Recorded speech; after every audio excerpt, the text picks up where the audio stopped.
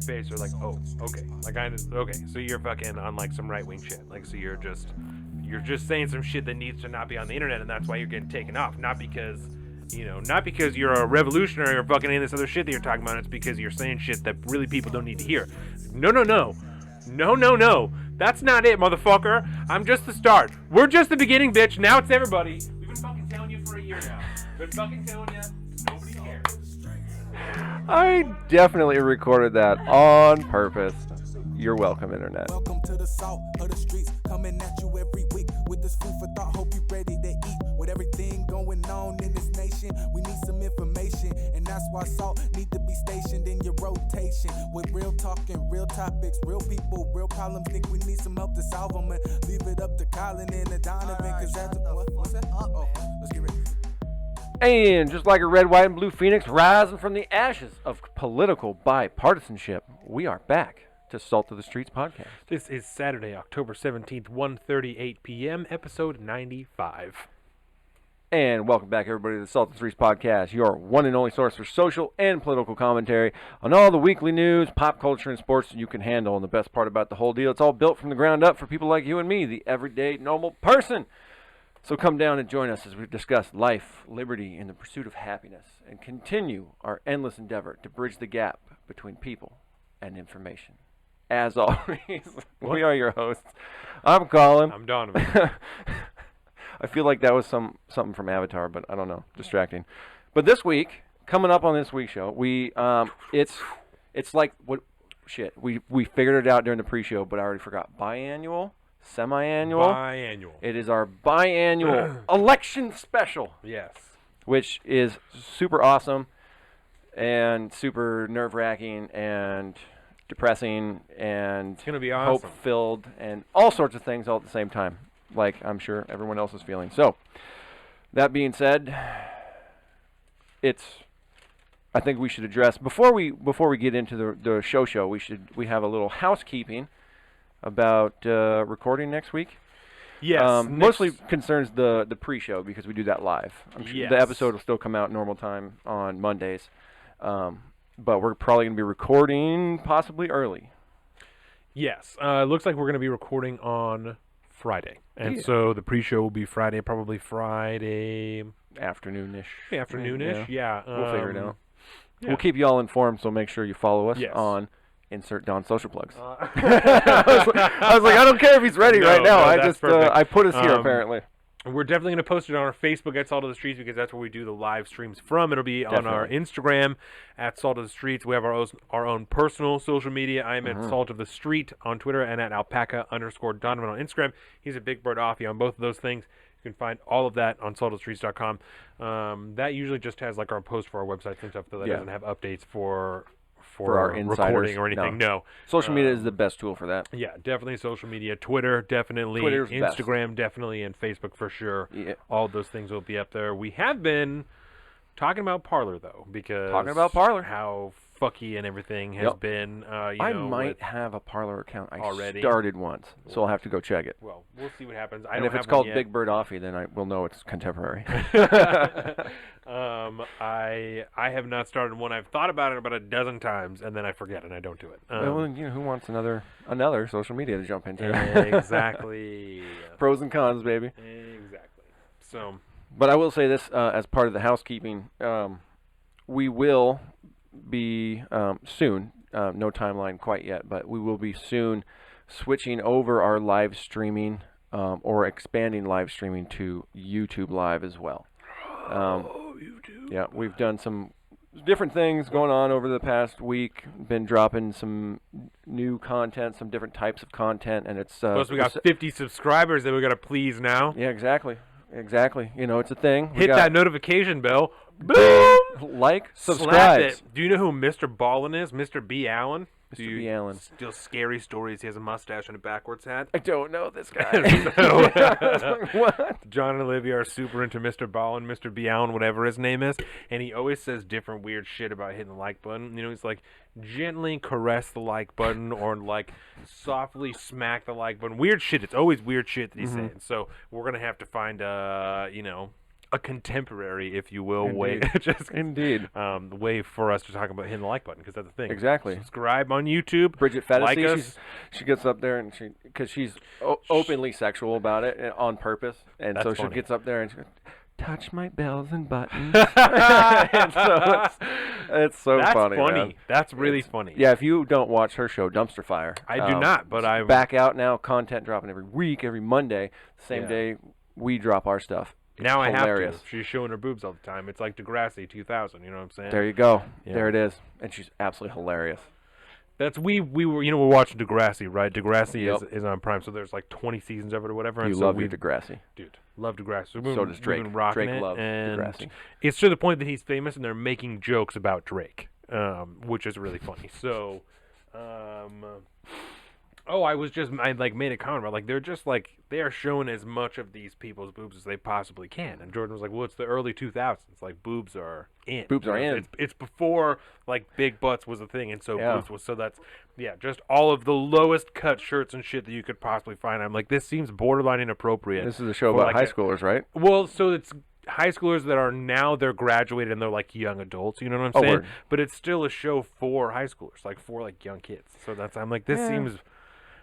Doesn't matter. Neither here nor there. But it was funny. In a roundabout way, it's almost like Referendum 90 talk in there somewhere. Somewhere.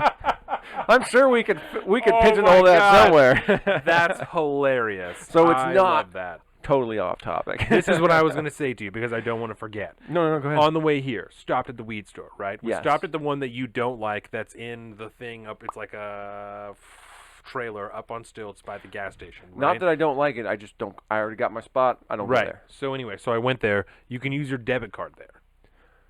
I might have to start going there. So check, right? I was like, okay, wait, what? Because if you don't know, recreational cannabis, if you're in a state that doesn't have recreational or a country or whatever, because we got a lot of China. We got people from China that listen to us. Did you know that? Have you ever looked at our views on YouTube or on SoundCloud before? Oh, yeah. Dude, I don't know if those are people. Whatever. From China. So I feel like it's not like it's one. Maybe. There's more than one that, you know what I'm saying? That's true. I don't know. It could be. I'm just going to say we may have we at least China. one person from China who's listened to us at one point. Definitely. There are people. There was the one time that we did the Centra Club, whatever. There was like 70 listens from Netherlands. You know what I'm saying? That's true. Like there, we're big in the Netherlands. It could be, but that would be weird. I don't know. I don't know how SoundCloud works. Maybe there's somebody who knows all about SoundCloud. You know like, this guy's a fucking idiot. The people that are listening to us probably have VPNs.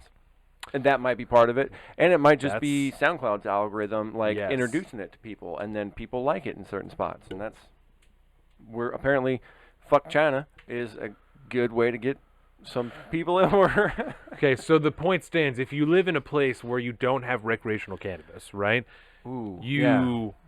When you go there, you have to use cash because banks don't back these stores because it's still federally legal. So there's, even though the Obama administration laid out ways through the FDIC and everything that banks could safely accept money from cannabis companies, still most of them don't do it, right? So this company, I can't remember what it's called, right? But whatever this third party that the cannabis store uses, right? When you use your debit card, it looks the same like one at a store, right?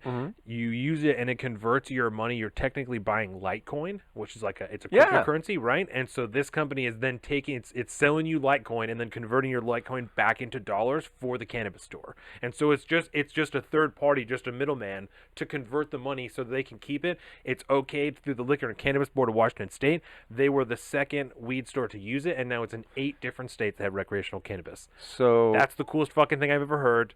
I'm a big fan. This is a huge objective, in-person version of the true effect of the power of all these e-currencies. Fuck the man. They are getting around. That's what I gotta say. They're getting around the Central Monetary Authority. I'm buying pot with my debit card in a store, bitch. Damn. How do you feel about that? What do you think about if Joe Biden gets elected and he legalizes marijuana? He said that would be like your only move. He said he was going to decriminalize it for sure, is what he said in this thing. But we'll see. I'm not sure. Like I said, there was a lot of policy packed into what was going on there. But which is a nice preview of what we're going to talk about today. He was also talking about making it so that it's not a crime to use drugs. And so for cannabis specifically, when you fill out a job application, you don't have to put down that you had a crime because it's just for cannabis. And so, which I didn't like totally understand what he was talking about, Yes. but like expunging that from people's records or like implementation of that seems rather difficult. Really weird. Yeah. In Washington State, we have something. There was a campaign like 2 years ago called it's a Ban the Box campaign that you don't have to mark that you have a felony on your job application. It's something that like you can talk about it later, but on your actual job application, there isn't a box that says that you. Oh yeah, because a lot of companies have that. Exactly, and they especially use it if you're as going to go work for the just state. Like a.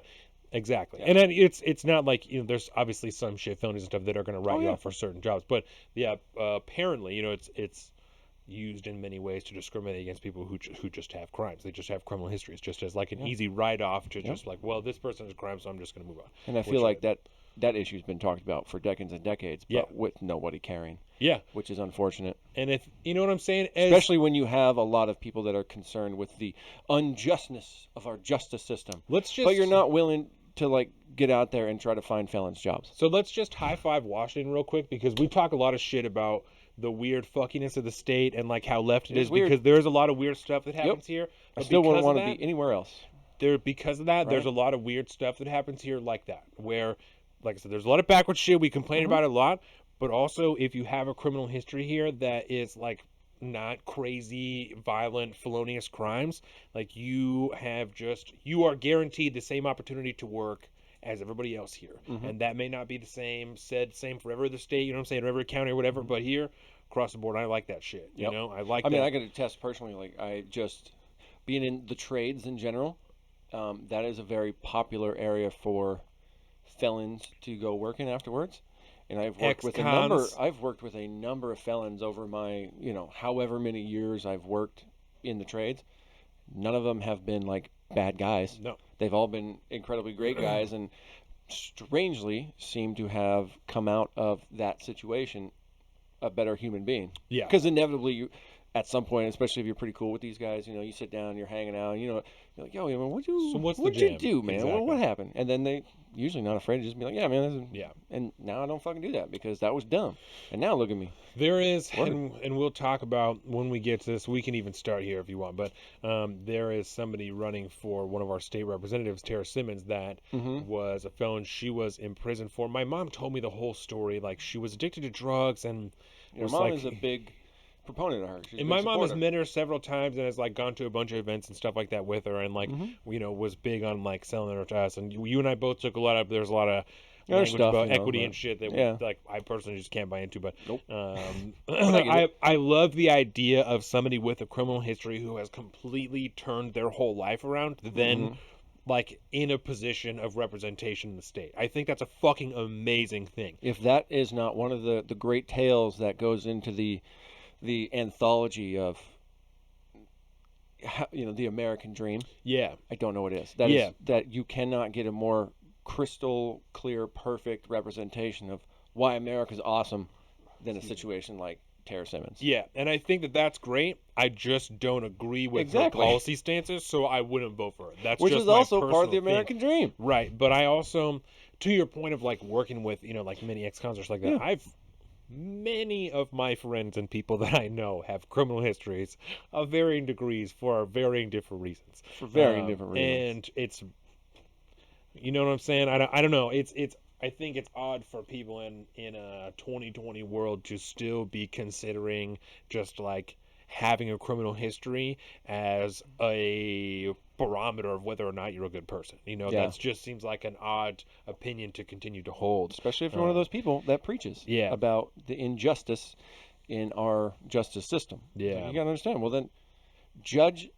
if they are not in prison or in jail and they are out in society, they have gone through the system or not entered the system, either way, so you should treat them essentially the exact same way you should treat anybody, because otherwise, what do we have going on for us? Yeah. What kind of world is that? Yeah. You judge no book by their cover. I think. Except I definitely do that when I go to the bookstore. I feel like there was something else that I was going to say in the beginning of the show. I don't remember. That's the only one I wanted to make sure was about the debit cards in the weed store. Well, I will say this, because this comes out on Monday. Yes. I hope you got something going on if you're one of my many hunting friends that watches the show and stuff like that. Today is opening day. Yeah, John might be down taking care of the business right now out of a place that we found last time we went down there. He asked me if I was going to help him clean a deer in his garage if he got one, and I was like, bro, like, if you need help, obviously. It's not like I'm going to be like, no, fuck you, but when you're making steaks, hit me up. Right. Like, of course I'll fucking come to your house. Like, I told him, I was like, bro, if you bag it, if you get the deed done, all you got to do is gut it, and if you don't feel comfortable about anything else, throw that thing in the back of your truck, you call me, and I'll go over there and I'll help you take care of the thing. Down! Exactly. We got you. And I was like, and I bet you Don will come over and he'd probably help too, because he'd be all into that. Absolutely. So yeah, for any of my hunting buddies, if you guys got it done this weekend, congrats. If not, let's keep hitting it. Yeah. Word. Sorry, it's hunting season, man. This is it. Man. This is what I live for every year. I appreciate your commitment After to the only show. a year. I appreciate your commitment to the show that you're here and not out hunting deer. Oh, word. Because I just hunted last weekend, so we were good. I made sure to fill that here. one. John and I went out. How much did it rain last weekend? It pissed last weekend. Yeah. I was there, outside, in that, all day. So it fun. was so wild, man. Yeah. It was. I had never seen rain like that before, man. It was so nuts. Are you still cooking up a hunt for me to go on with you? Yeah. I actually, we finally picked our spot, and it's within, probably from my house here, it's probably within 4 hours of the house. Nice. It's on the west side. Love it. I don't want to get any closer to that, but Huge. It's gorgeous. Big fan. And brother can't come anymore for a couple days. Got something going on first couple days, so it's just you and I. It'll either be just you and I if John can come, because this will be the beginning of elk camp. So word. So I'll probably be up there for 10 days, but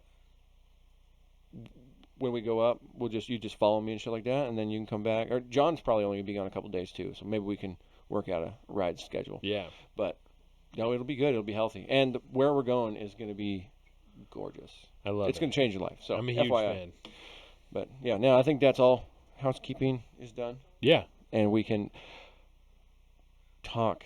Where do you want to start? Do you want to start with the ballots and the voting stuff and then work into what else we have? Because it's not too much. Yeah, Last year the 2018, the midterms and stuff, we had a whole lot more statewise on our plates than we do this year. Yes. Let's talk about it. Okay, so the ballots are out. Missing part of this because I only have the two initiatives for the Kitsap Fire and Rescue and the facilities bonds. Okay. So I'm missing part of my fucking this thing. That thing. Well, let me just pull it up here real quick. I can do that. Washington State. And you know what's funny is your voter's pamphlet seems very small compared to the PDF version they have on the internet. Yeah, it's like this one is 40 pages long. 1, 2, 3, 4, 5 advisory votes. Mm-hmm. Yeah. Yeah, and most of them are pretty simple because those are the legislature passed without a vote of the people, a tax on blah blah blah. And then you can find out if you so choose, depending on how deep you want to go on that, and how much you care about it. Yeah. You can dive in to try to find the bill that speaks to, and then you can follow the legal verbal trail to where that money is going to be collected from and where it's actually going to go and why there's a new tax being proposed. But that's a lot of work to do. Yeah. And so you need to first identify when it comes to these things whether or not when you read the advisory notes for these increases in taxes, this is already something that has happened. So if you fundamentally believe in whatever it is that this item is taxing, you can kind of assign your vote already at that point. I feel it. Right? Yeah. Because the two options are repeal or maintain.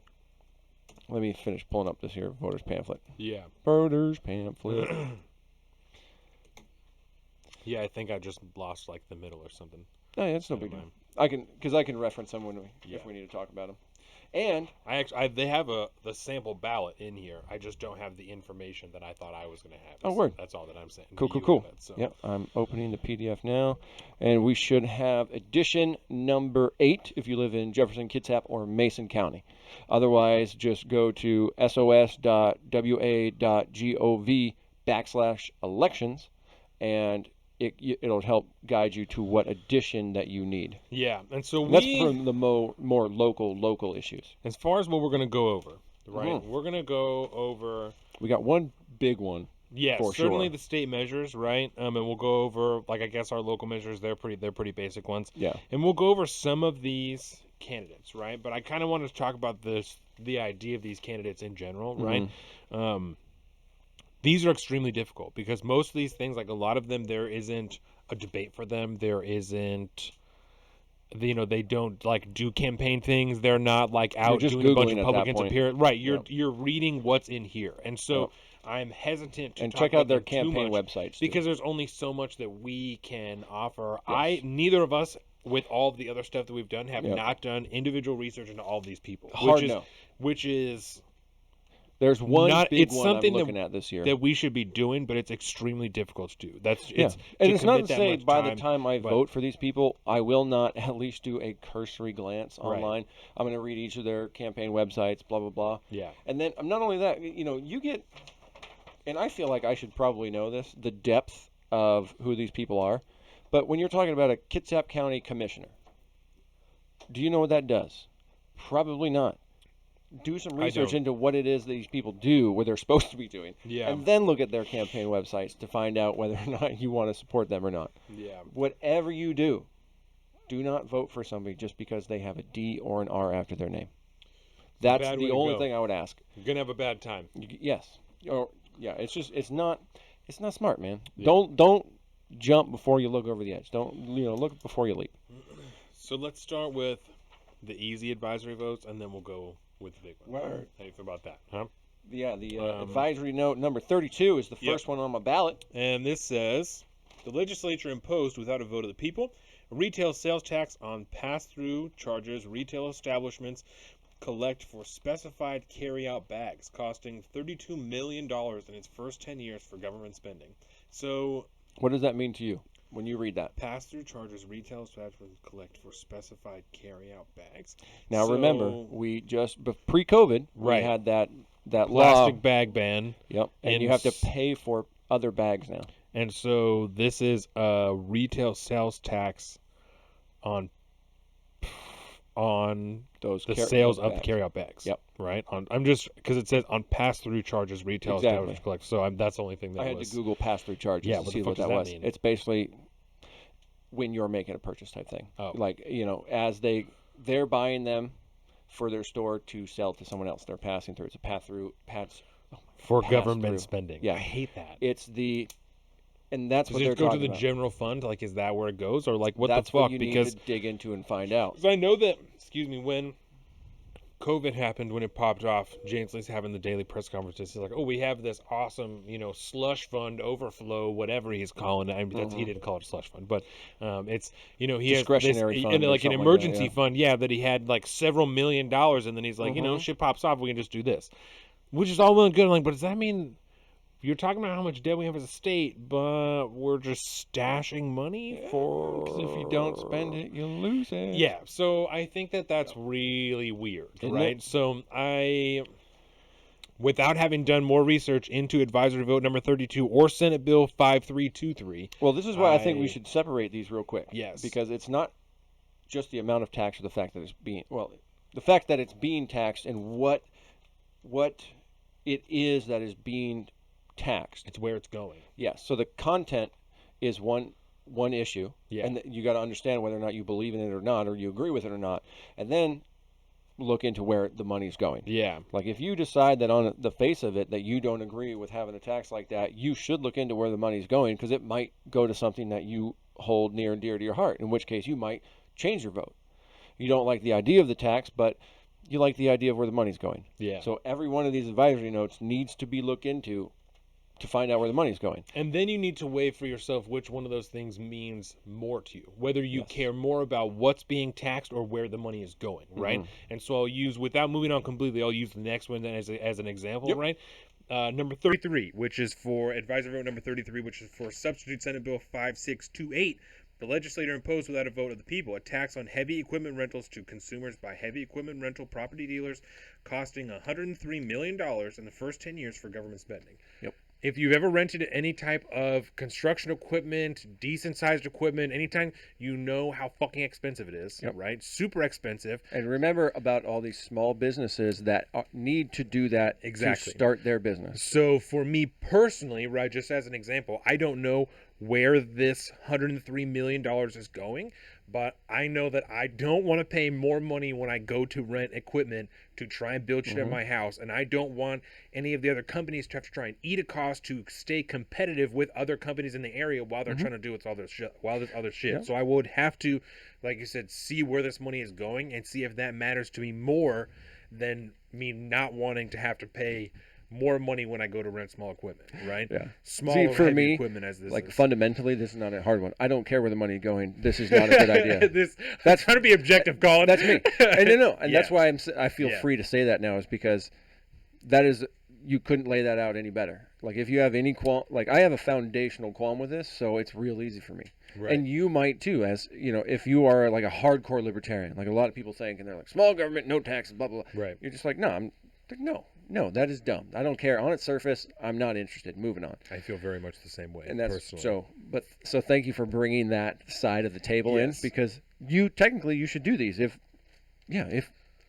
what we're talking about here really gets your mind going, I want to look into this further. Right. Look into it further. You know, we can't go through all of them at length, obviously, because we got other shit to do. We can't do this straight for 24 hours. But no, not here. So we're not yet. Not yet, baby. Not yet. One day. Shit, man. So if we were doing this every day as a full living, we could go through one of these every single day and have a multi-hour length conversation about each. Yeah, so the first one was 32, right, like we talked about, which is a tax on the carry-out bags. I thought she was raising her hand. Right. I don't feel, hopefully her picture's not going to be like, what? I don't feel like, I don't know, when the bag thing happened, I was like, that's not that big of a deal. It's just like inconvenient. But and 10 cents.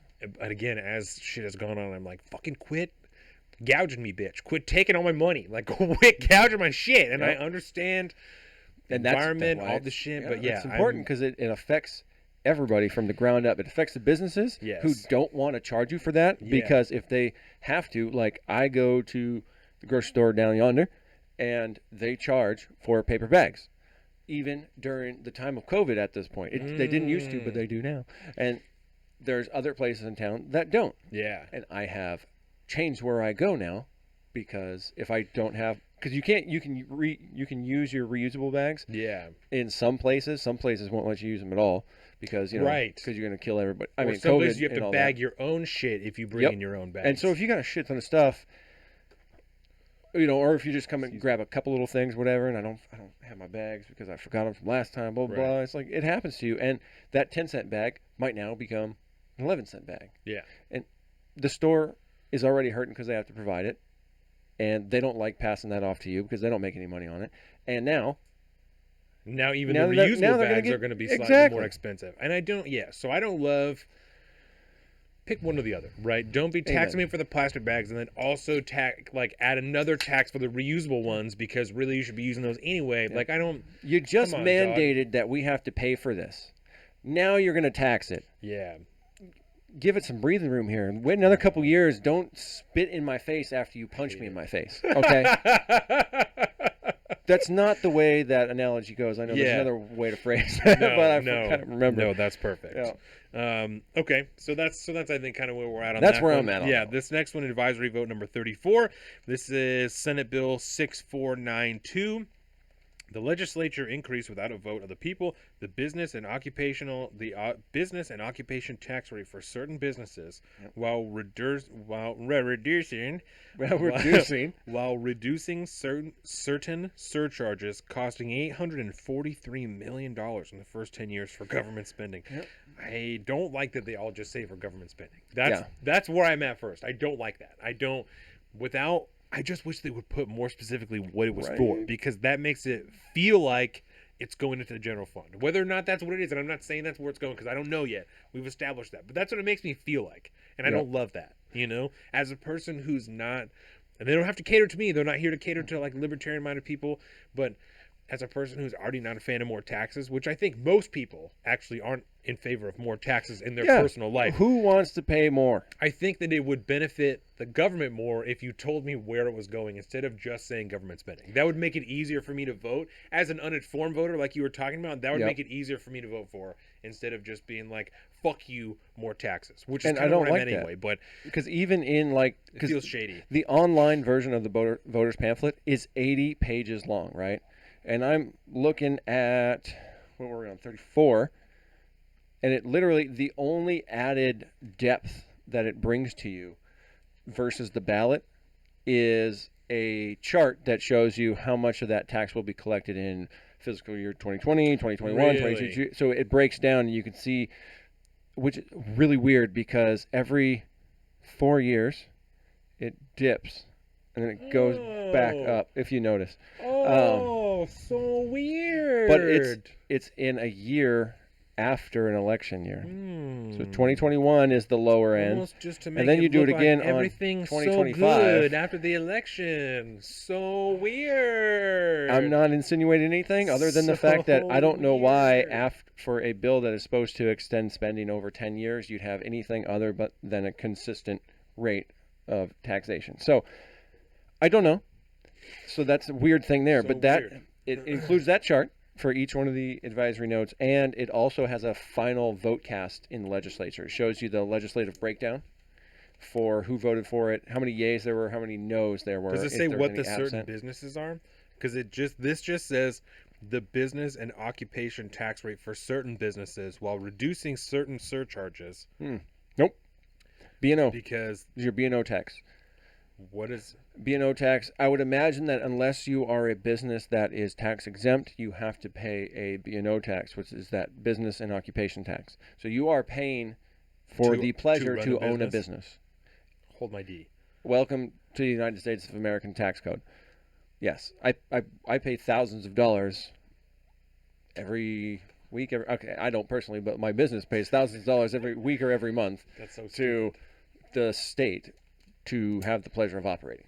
So that's like a thing. This is how you get a libertarian. It's like this. Yes. This is how you start a business. You will become a libertarian overnight. That's so stupid. I guarantee you.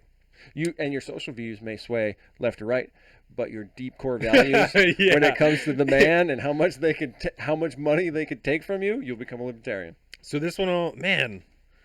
Was that earth-shattering? No. But I'm like, oh, this one I'll have to look into to see what the businesses are. But I don't like the idea of just deciding that's like arbitrarily deciding what businesses do and don't have to pay an increase in their B&O tax just because of whatever, because they want more money for government spending. This is a third thing that's just said government spending. And again, that's not saying that it does just go to the general fund, but that's what it fucking makes me feel like, and I don't like it. I don't like that it's not. We'll just take down. We'll go Engrossed Senate Bill 6690. I'm going to Google that real quick. That's number 35, so we'll move on to the next one. That's advisory vote number 35. While you're looking it up, I'll read it. Just to see the legislature increased, without a vote of the people, the business and occupation tax on manufacturers of commercial airplanes, including components or tooling, costing $1,024 million in its first 10 years for government spending. Okay, so let's take just 1 second to frame this in, right? Remember what we talked about last week and what has been happening this year and the last year and a half, right? In the last year and a half, we have seen Boeing take enormous fucking hits for their own problems because they made shitty airplanes that killed people, and then everyone found out that they knew about it. That's their own problem. That, and they realized that the federal overseer, the FFA, basically opts to them. FAA, sorry. Yeah, the FFA is Future Farmers of America. FAA, it is. But yeah, the FAA, they base their regulation stuff off of the Boeing inspectors because they're the ones that truly have the knowledge. The FAA also game in the system. Like, the funding for the FAA has been gutted to the point that they don't even have enough inspectors to go to every manufacturer of every component and everything. So they just allow Boeing to do their own safety testing. And so the people who did it to a shitty standard that allowed these terrible planes to be sold, where they had this fucky bug in the system and it killed a bunch of people. I think 3 different planes crashes. Either 2 for sure. I'm pretty sure it was 3. Anyway, so that happened, and then Corona happened, and so nobody could fly, and they lost a whole bunch of money. They laid off a bunch of people. Like we talked about last week or last time we were here, this is either the second or third production line that has been moved out of Washington State to another area since all of this started, right? Yep. See the first clip we put out this week. Yes, right? And then Jay Inslee was talking about, we're going to have to just talk about, these tax incentives and all this whatever and blah, blah, blah. Okay, airplane manufacturers, Washington State, Boeing. I know there's probably some other small ones. I'm sure that there is. But honestly, Boeing, right? And I was reminded this week, I knew, but I was reminded that Boeing, I only say this because I think a lot of people don't realize it, right? Mm-hmm. Boeing doesn't just make commercial aircraft. Hard no. Right? They also make a bunch of military aircrafts, helicopters, planes, all kinds of shit. I didn't even consider it. I knew that. I totally knew that, but I did not consider it. I was watching a lot of people forget that. Some military documentary earlier this week. Yeah, and they're talking about, Boeing fucking Chinooks and shit. You know what I'm saying? And I was like, the B-2 bomber. Dear Lord, I didn't even consider. Yep. Any airplane that has a B designation in front of it, I don't want to say that it's 100%, but 99% of the time it's B is for Boeing. Yes. Model number, blah, blah, blah, blah. Didn't even consider it. So, anyway, again, something to remember. So, when we're talking about this $1 billion tax increase on the B&O tax for manufacturers of commercial airplanes, including components or tooling, we are talking, I'm going to say, without knowing for certain, probably 90% on Boeing. So there's probably other small airline manufacturers in the state, but I'm going to say there's probably something. It's mostly Boeing. You know what I'm saying?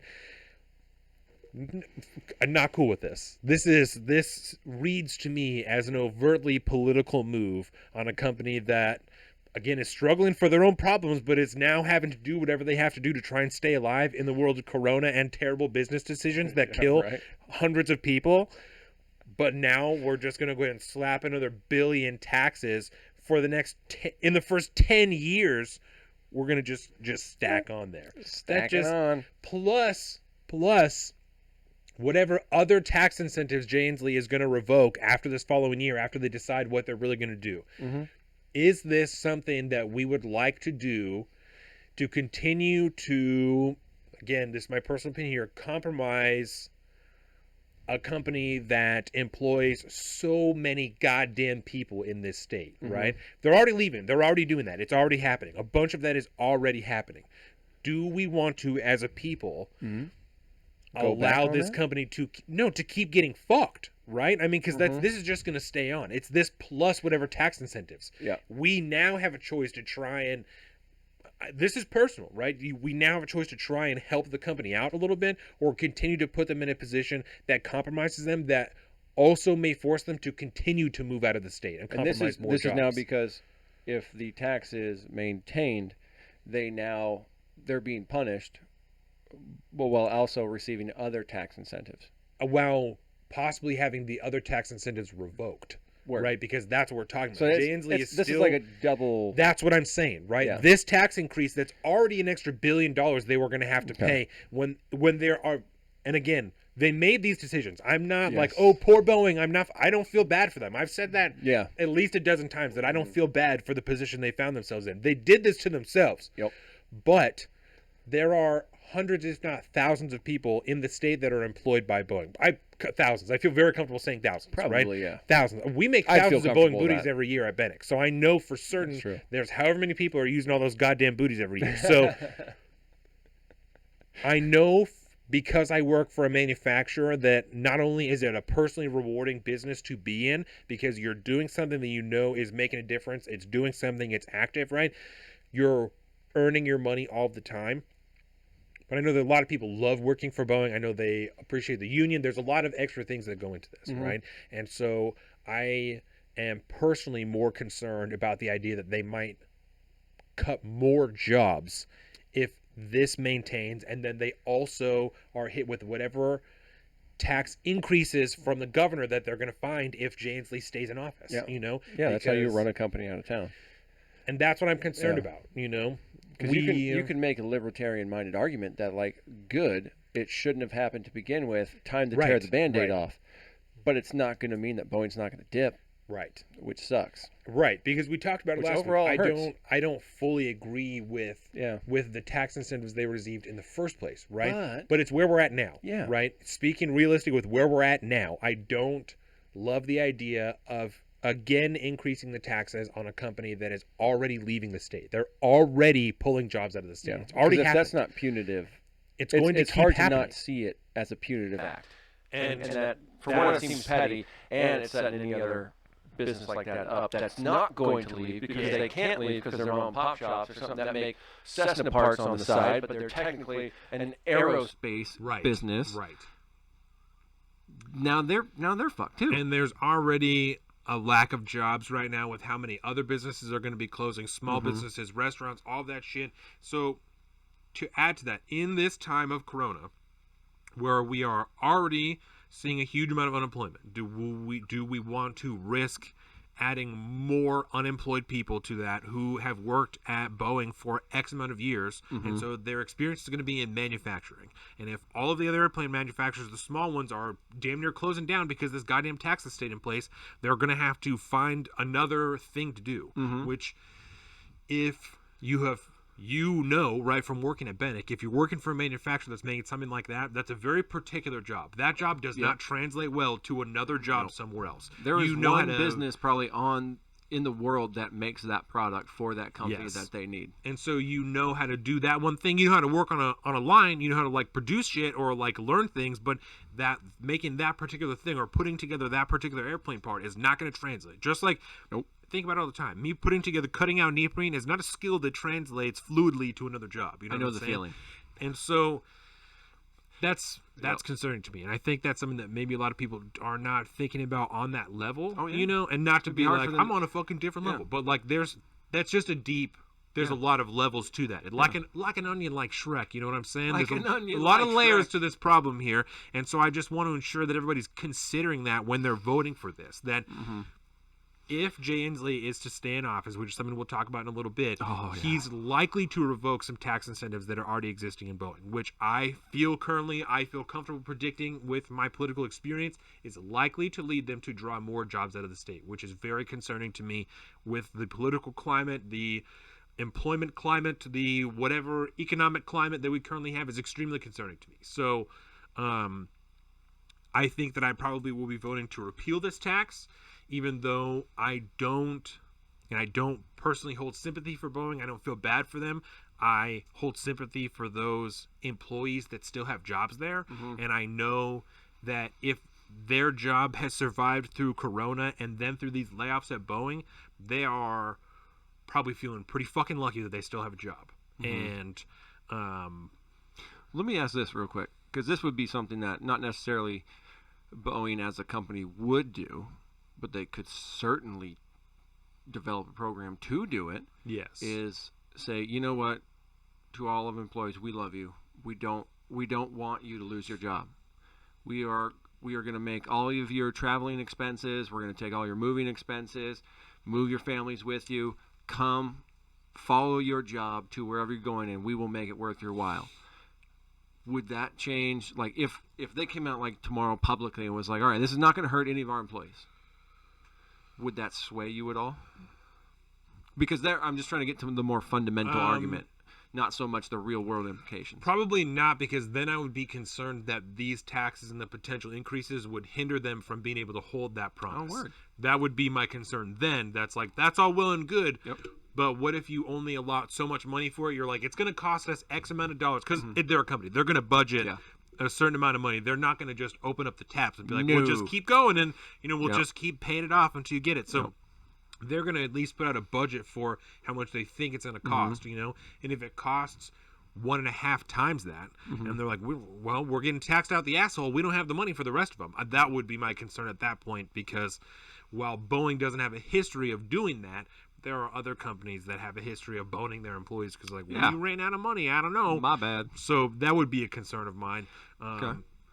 If there was a way to ensure that this tax would not negatively affect the employees moving with their jobs and everything would be kosher, I guess I would be okay with it, because I would love to reap back some of the taxes that they probably should have been paying this whole time because of the incentives. But still, but then they're going to be gone anyway. I'm also not like a huge proponent of like, we'll fucking gouge the company while you have the opportunity. Like, so what I'm trying to do is I'm trying to fish for a good hardcore like anarcho-capitalist type of argument to be like, yeah, no, we should do that because it'll force Boeing, this bloated company that's had all these tax incentive votes, they'll vote them out and they'll leave. But a lot of those executives that know how to run that company, a lot of the people that just lost their jobs are going to be fucked, and it might kickstart the creation of a new company that learns how to become a massive airline, aerospace contributor, industry, business, and be able to work within the new system of regulation and taxes that might be. It's basically total, utter free market, a founding. Like, you could see it that way. It fucking, somebody got too big. They were getting too many, extra servings of, tax incentives. And then when daddy pulled the extras out, now you got to go on the regular diet like everybody else has. Mind you, they're increasing the taxes at this point. Right.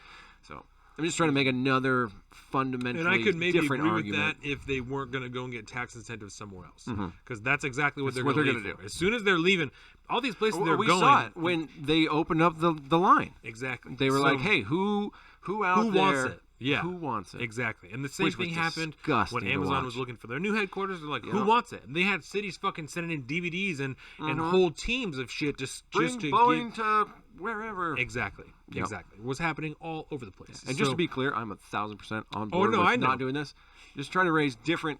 No, I appreciate it. Because there's kind of the standard arguments against it, pros and cons about taxation. Just money's going to go to good people, blah, blah, blah. Look at it different ways. But now in today's politically homeless landscape, there's so many people that are not ideologues one way or the other, that are, anarcho-capitalists or hardcore libertarians, small government, that may or may not have different arguments towards these that might sway other people one way or the other. So I'm trying to bring some various arguments to the table. No, certainly. One, there are a lot that's where I'm at, dude. These are easy. New taxes.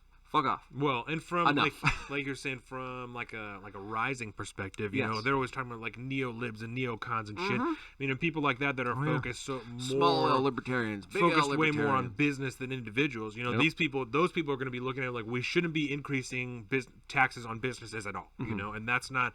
So like I appreciate that because that's why I was trying to be so careful about quantifying my opinion, that I'm not saying.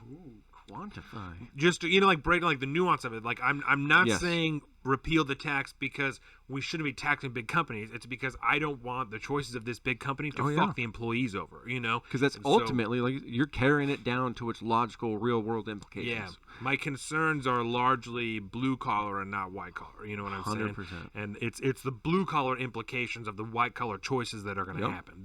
What is Everett going to look like if there's no more Boeing? Yeah. I don't want to see that. That's kids, scary. Yeah. I mean, the amount of the reverberations that will come with that for people, even if Boeing does take its employees, right? The amount of property taxes, all of this shit that's going to come, which from is people kind of who own a houses utopian here. idea to begin with. Exactly. It is likely never going to happen. But even if it did, and they all just moved. I mean, the amount of people that are going to move regardless, you're going to lose so much in property taxes. The schools are going to suffer. The stores in the area are going to suffer. The businesses, everything in the areas where all these people are going to live is going to look shittier when they don't have jobs that pay a bunch of money. You know what I'm saying? That's because Everett is a city built around a business. Crime will go up, all that shit. And I hate to be like, that's how that works. When taxes go down and services go down, crimes go up because people don't have opportunity. And that's what's going to happen from the implications that the COVID lockdowns have had in specific states. Yeah. You can see it right now by looking at different states' economies. You can look at different cities' economies, like LA, basically imploding at this point. Don't know what's going to happen to that. Everybody's just nothing leaving. Good. Everyone's just going. All the people that contribute the vast majority of the tax money, because it's always the richest people that pay in the most. Right. They're all dipping, and not them personally. Their businesses. Their companies. And if you do not think that is happening with Amazon and Boeing in Seattle, which is going to affect the entire state of Washington, you got another thing coming, because it's definitely happening. It's just not as I don't know, black and white, crystal clear as some of those other places, but it is happening. And just to be clear, we're not saying that all those terrible things are going to happen if this tax is there. Those terrible doomsday. things will likely happen if Boeing is to completely leave the state. That's what we're saying. Not just if we keep this tax. That's 100%. Not I'm not predicting a terrible ever if just from this tax. Thank you for bringing that up. We're being incredibly morose right now and very dark and dreary. Yeah, but that's like a case. long term if Boeing was to no longer exist in the state. As far as the taxes you're talking about, companies leaving, Larry brought up to us just like 2 weeks ago that they're proposing another, quote unquote head tax on the companies in King County. You know what I'm saying? Or in like Greater Seattle, which is. Fucking, we talked about this like a year and a half ago. That's a terrible fucking idea. Don't do that. It's incredibly elitist. As I've begun to think about it more, yes, the idea of the head tax is incredibly elitist. Yeah, because if you think about the people that are pushing for that tax and want that tax, it's mostly like your city leaders. If you own a business, you have the money to pay the extra tax. Word. It's like that's.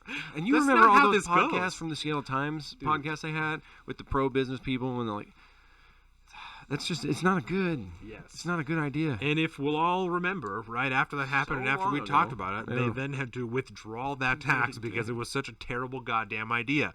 So, okay. So those are the 4 easy advisory votes. So now let's talk about. It's good. It took less than an hour. Yeah. Let's do the other ones because the other one has to do with public funds, and then we'll talk about the big one, right? Word. Referendum. Engrossed Senate Joint Resolution number 8212? Yes. Okay. The proposed constitutional amendment. So this is how deep the implications go here. The legislature has proposed a constitutional amendment on investment of public funds. This amendment will allow public money held in a fund for long-term care services and supports to be invested by government as authorized by state law, including investments in private stocks. Okay. So it does detail a little bit of where the money comes from. Where it comes from, right? And which so is kind of a nice change. Yes. So this fund, this is a state fund, as it says here, is for long-term services, right? Which has to do with, I would imagine, healthcare services for old people, right? Okay. Something that is a multi-billion-dollar market in our state. And it says more in the other... In the big one? Yes, in one of these. In one of those. Yes. It does go. Yeah, it does go into much more depth when you roll exactly what the fund is. There's so maybe if you Referendum could find that, I remember reading that. I just, like I said, don't have it here. It must be posted down there by the people. Yeah, because the implications it of explains more about the fund instead of just saying long-term care services. Because I don't want to just say services for old people because it's more than that, and it goes into deeper in that. 8212. There it is. Yes. Oh, I love the Control F button. Yeah. So one thing that I can talk about while you're finding that I feel very confident that you'll be on board with, right, is we have seen many times. Oh my God, you guys might even have a better idea because you lived in New York, right? Word. In New York specifically, there is a terrible, terrible history of pensions, which are retirements, right? Pensions for like unions and shit, being invested in horrible, horrible ways, and all of the money being lost, and then people going to retire and they don't have any money because the people who handle the pensions invested them poorly. We see that shit in New York all of the time, specifically in the public sector, right? And with public sector unions. Yes. Really bad, right? That shit happens all the time. Terrible, terrible, terrible, terrible. We've seen it. I mean, you could probably sit here for fucking 6 hours and just Google different examples of times that people's pensions specifically, right? That's just what I use because that's the one that fucks people's lives up the most. And this is very close to that. If you're talking about long-term services for people's health, bad news, right? Bad news. This is all the money that's been saved for that sits, that cannot be touched by the state. Now they want to gamble with it, put it in the stocks, put it in the markets, that everyone, remind you, everybody in the state, because this is a blue state. It's a Democrat-run state largely. All these people, without even knowing them, I'm going to say it, all these people are talking about how the stock market isn't shit. Stock market doesn't matter. That's not the economy. It's not anything. It's going to crash. It's blah, blah, blah. It's all artificial. It's all Donald Trump. They would now like to invest all of this money in the stock market that they say publicly they don't believe in so that they can make money off of it, right? So they can make more money for you. They can increase your funds, what you have. That's bullshit. This is bullshit. I don't have the knowledge. Fucking Larry. Larry would be able to lay it out for you, numbers, exactly how politicians make money off of this, because that's why this is being done. Not because you're going to benefit, because maybe for a few years you will, and the people that draw from this service over the next 10 years will. After that's when this happens again, when the stock market crashes and whatever market this money is held in crashes, all the money is gone. And everybody who's relying on this for their long-term care is fucked. No good. Gone. This is a bad idea. I'm telling you, this is a bad call. I don't even have to tell you. Don't have to know the numbers. That's a bad call. That's a bad idea. I don't like it. Exactly. Because what essentially we're talking about here, whether you bring in to the picture like the possibility of corruption and whatnot, what you're talking about now is now taking a specific sum of money and gambling with it.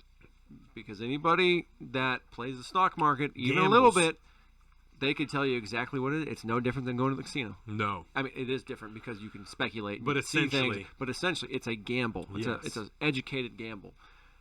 And I think when you look at situations like Bernie Madoff and the amount of people that lost their entire savings. Enron.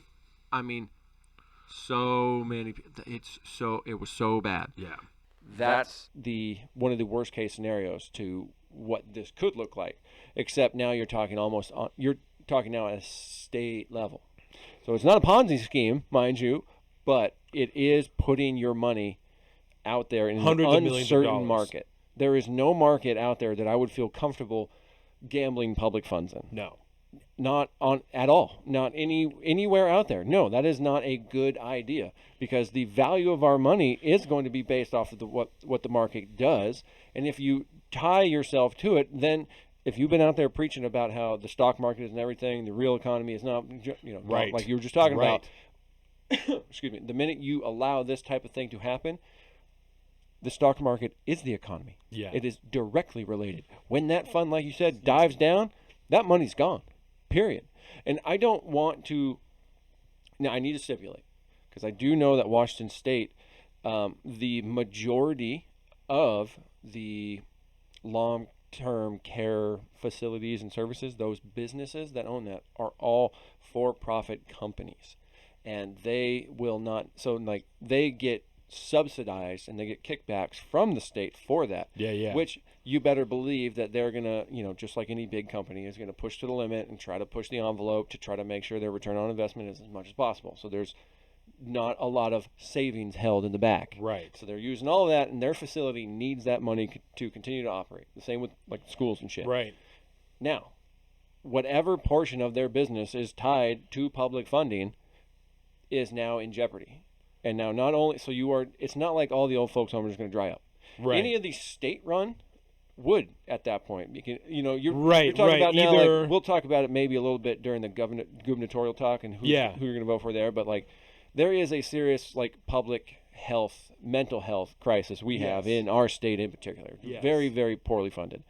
And the facilities that are out there right now, that are out there for mental health care and all this stuff, they only operate on that funding. They're usually 501c3s. They're nonprofits, and they run on government funds, and they will disappear overnight if the stock market were to tank and that particular, like a lot of variables have to be held in the stock market. Yes. And so either they're going to dry up or they're going to have to start charging for all their services, or whatever they do charge is going to skyrocket, right? Just for them to try and stay alive. But let me push this argument. I mean, is that right? So now, yes, if you are an investor looking to put a bunch of money someplace that you know is going to be worth 50 times what it is in 10 years, what better time to invest than an economic recession?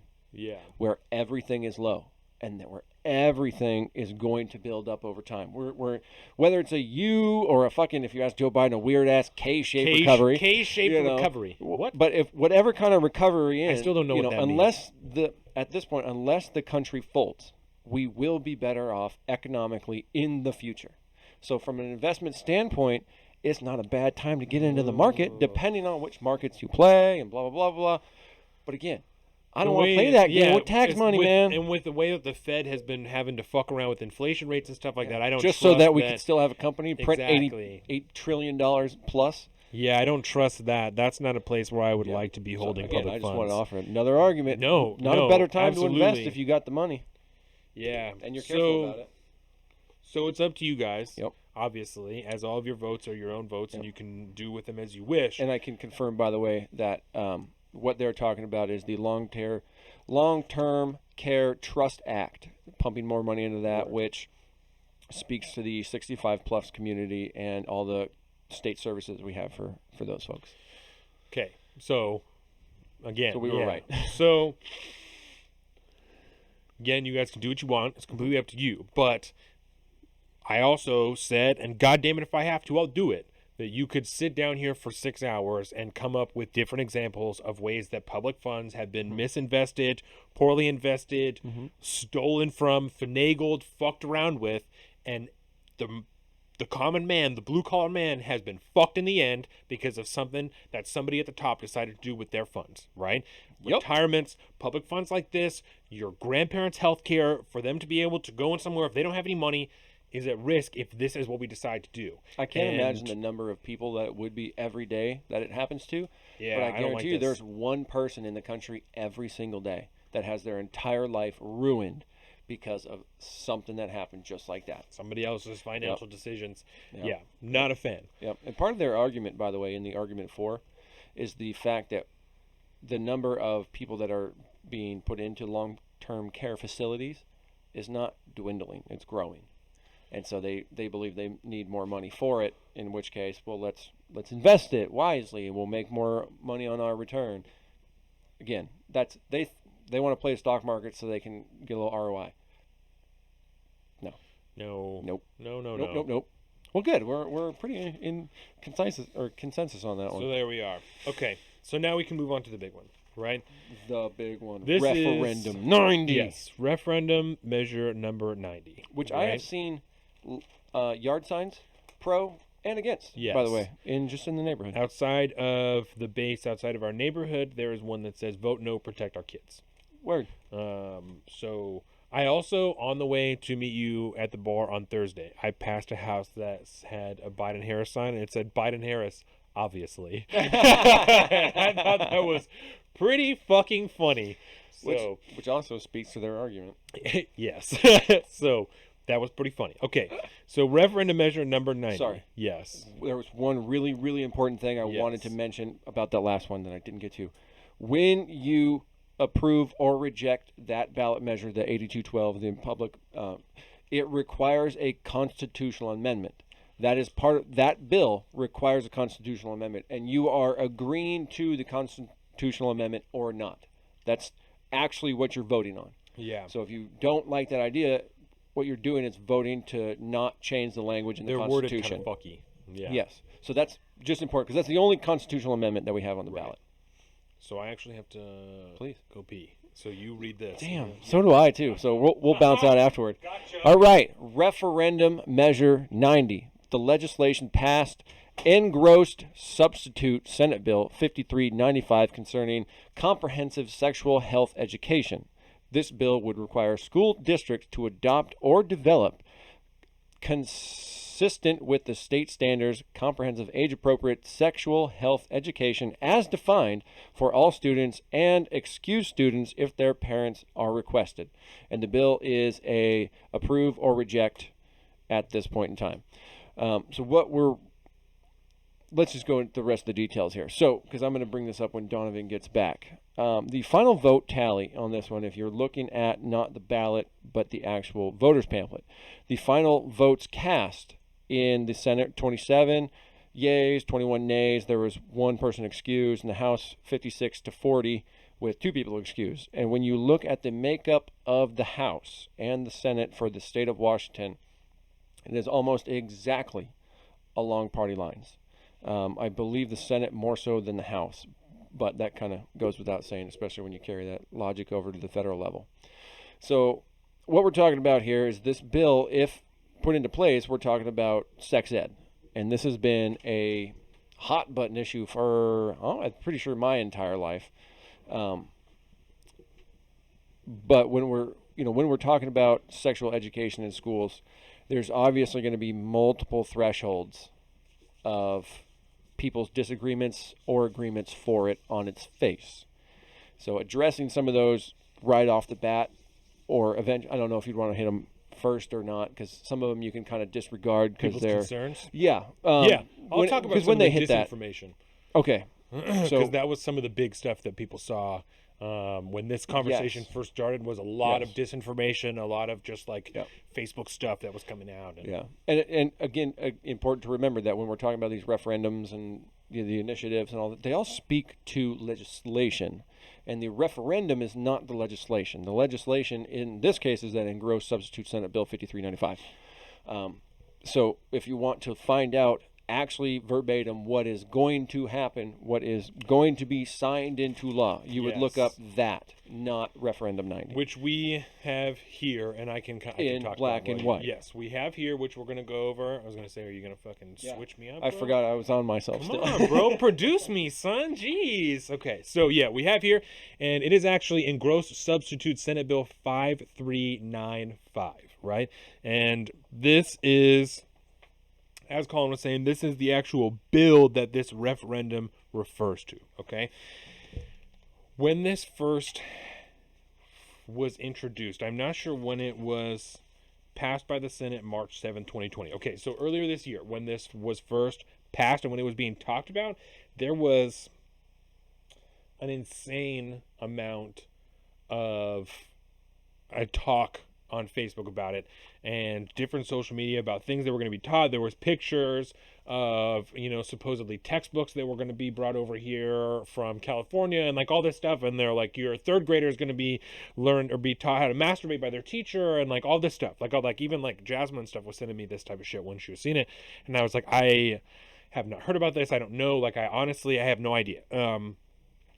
From everything that Colin and I have seen, from what we've read, all the research that we've done, I have not seen any indication that those claims about children being taught to masturbate and like all this stuff, I've not seen that those things are true. I've not seen any evidence of that. No. And seems weird. My biggest argument in favor of my position would be the fact that I have not personally been able to find, and maybe you can do a quick search of actual course material that's been introduced or developed yet, because this is not been able to find any yet. This is not implemented until 21-22, right? 2021-22. And the course material, it says in here, in this bill, the course material will be made available for the parents, for anybody who requests it, right? So you can find the course material. I'm pretty sure you can do now. For whenever it comes time. Yes. We don't know. I'd probably have to ask our girl about that. Yeah, but this says for certain you will be able to find the course materials when they're developed, when they're available at the school, right? You can hit up the district, get the course materials. So you can see exactly what's going to be taught, exactly what they're going to be shown. Which is one of those too. It's like, well, yeah, we're agreeing to this, and we're agreeing to essentially ops normal. We're going to see what the curriculum looks like when it comes out. But what are they going to come up with? Right. So that's okay. So that I was trying to decide if I wanted to hit on that or if I wanted to move on. So okay. No. That's I didn't say anything. I was fucking being silent. But let's just address it point by point, right? Word. So that's one of my first concerns, is that the course materials of what's going to be taught and changed are not available. Mm-hmm. I would feel more comfortable voting yes if I could see exactly what the course materials are going to be, right? We also have something here because a lot of what they talk about is social emotional learning, right? And so we have here the whole PDF, that PowerPoint, all the shit of what the key points are for social and emotional learning, because this bill, the Senate bill, talks about introducing sexual health education for it's K through 12. K through 12. Right? And so that was one of the first things that people freaked out about, is you're going to be teaching kindergartners about sex. That's not it, right? It says in this bill, as per the bill, because that's what we have to go off of, this is what the kindergartners are taught. K through 3 is all about social and emotional learning, right? And we have black and white insurances from the Office of the Superintendent of Public Instruction now that the K through 3 instruction will not have any sexual content required for the curriculum that is to be built, based off of the social emotional learning and with the standards, benchmarks, and indicators that the great Appendix D, which is a hyperlink on the superintendent's website that you can get right from his breakdown of what this is going to entail. And this is dense. I'm not going to... I'm going to be straight up, right? This is a shitload of information for anybody to try and consume, even for us to try and consume in this first 2 weeks. It's It's a lot, and it doesn't make it any easier for anybody to make their decision when you have to go through this much information just to actually find out and this isn't even the course material. This is just the expectations for what the course material is going to be built off of. Yes. Right? Which is, I couldn't say whether it's comforting or disconcerting, right? But this is it. This is what it is. This is what the expectations are going to be built on, right? It's disconcerting to me, but because given the background of how this appendix was created, the standards, benchmarks, and indicators, which is essentially, like we talked about, the foundational pinnings of this form of curricula that will be taught, right? Yeah. And there's 4 pillars, that the principles that they decided they wanted to have all of this stuff based off of. The first of which is equity. Yeah. And that's where I pumped the brakes and I said, full stop. This is all. That's my hackles are up. Not the good. other universal design. Just to take a stop. If you've listened to this show for any period of time, or if you're new here, if you've listened for any period of time, you've heard us talk about equity, no shortage of times, right? The term equity for us, it's a buzzword, right? It immediately makes our ears perk up because there's a difference between equity and equality, right? When we are talking about base core values, right? Equity almost always. Let me start here, right? Colin and I, and not to speak for you, but we've talked about this multiple times, so I feel comfortable at least bringing you in on it, right? A lot of our core values are based around the idea of equality of opportunity and over equality of outcome, right? Those two things are easy to apply to many different things, right? Especially when you're talking about government policy, political policy, the way that things are going to happen, right? Equity almost always refers to the equality of outcome as opposed to the equality of opportunity. And equality of outcome is not something at Salt of the Streets that's not something that we believe in, right? Nope. We believe, Colin and I come from very different backgrounds, from very different starting points. As somebody personally growing up on food stamps, on welfare, on state insurance, all that shit, I believe very strongly in equality of opportunity. Everybody should have the same opportunity. What you do with it at that point is up to you, right? Equity, and as we'll see when we're talking about Tara Simmons and many, many other candidates, refers to looking at where people end out and deciding why they didn't make it there. And it's almost always some form of bias, some form of prejudice because you weren't treated fairly on the way. And I rarely believe that that is the case. Not that it doesn't exist, because we talked about that in the past too. That certainly exists. The reason why it is front and center to why they land at equity instead of equality is because fundamentally equity is a buzzword generated by critical theory. Yes. And critical theory means that you equitable start outcomes. At the end and you look at why nobody's crossing the finish line at the same time. And then you try to you pick apart their situations to determine what is critically wrong to why they didn't get there, and then it's basically the snowballing effect. So that's why. So I'm sorry. Go ahead. Equity.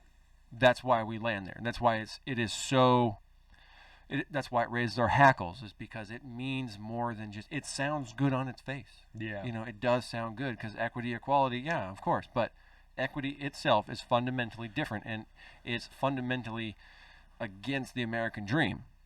But at the same time, you can see the desire to want to think that way. Right. But it's very dangerous. So equity, and then the other 3, or did you have anything else on that? Go ahead. The other 3: universal design, cultural responsiveness, and trauma-informed approaches. Yes. Those are the 4 founding pillars on the foundation to which curricula will be designed for. Specifically, at least my interpretation of the way this is worded, specifically for the K through 3 instructional period. Not the 4 through 12, but at the same time, whatever sexual education is being created that applies to the 4 through 12 has to be also fundamentally based on that, I would assume. Yes.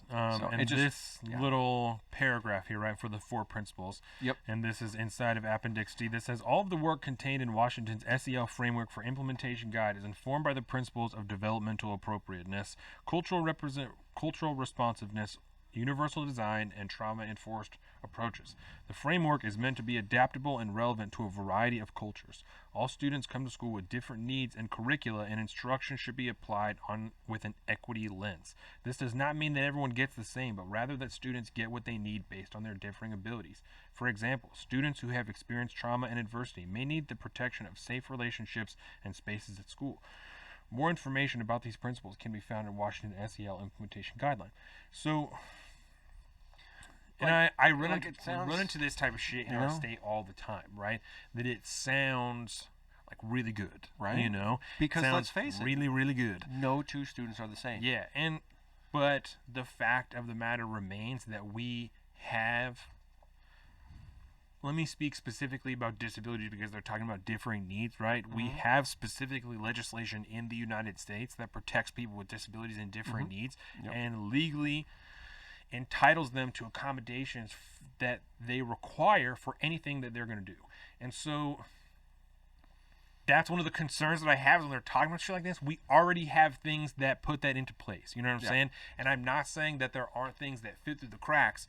And I don't. Well, because in real life implementation, you know what we're talking about when you say that. You know, when we're talking about when you were growing up, it was like everyone else went to school, and then there was a small subset of kids that had disabilities of some kind. And they were in a different version of school that most people never really understood what was happening because they were never really a part of it. They were just around.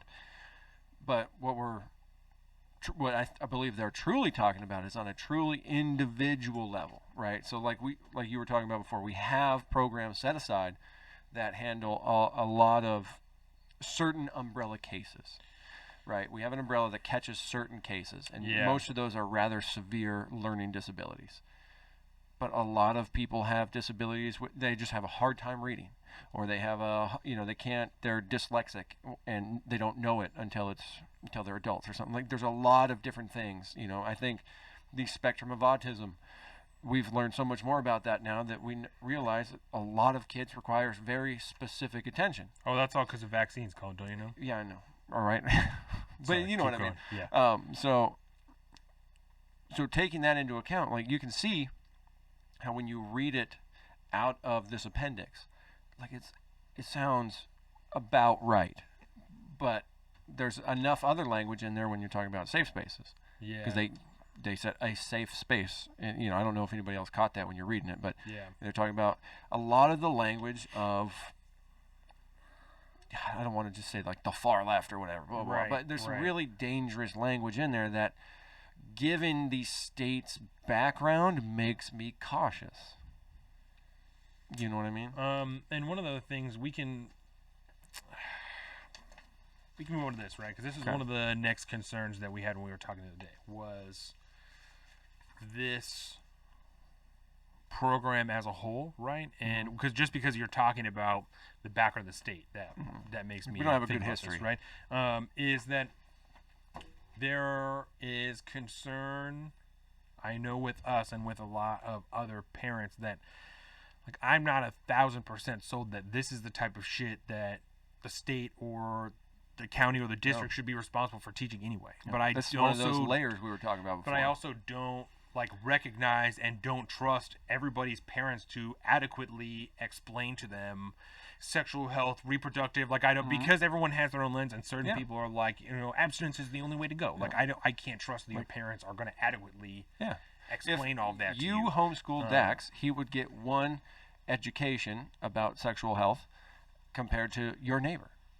You guys are not going to, even among like us, like our kids would not have the same education that you would give your kid. Right. And so it offers a standardization to kind of a baseline fundamental level, ideally, which I can understand people wanting to get to.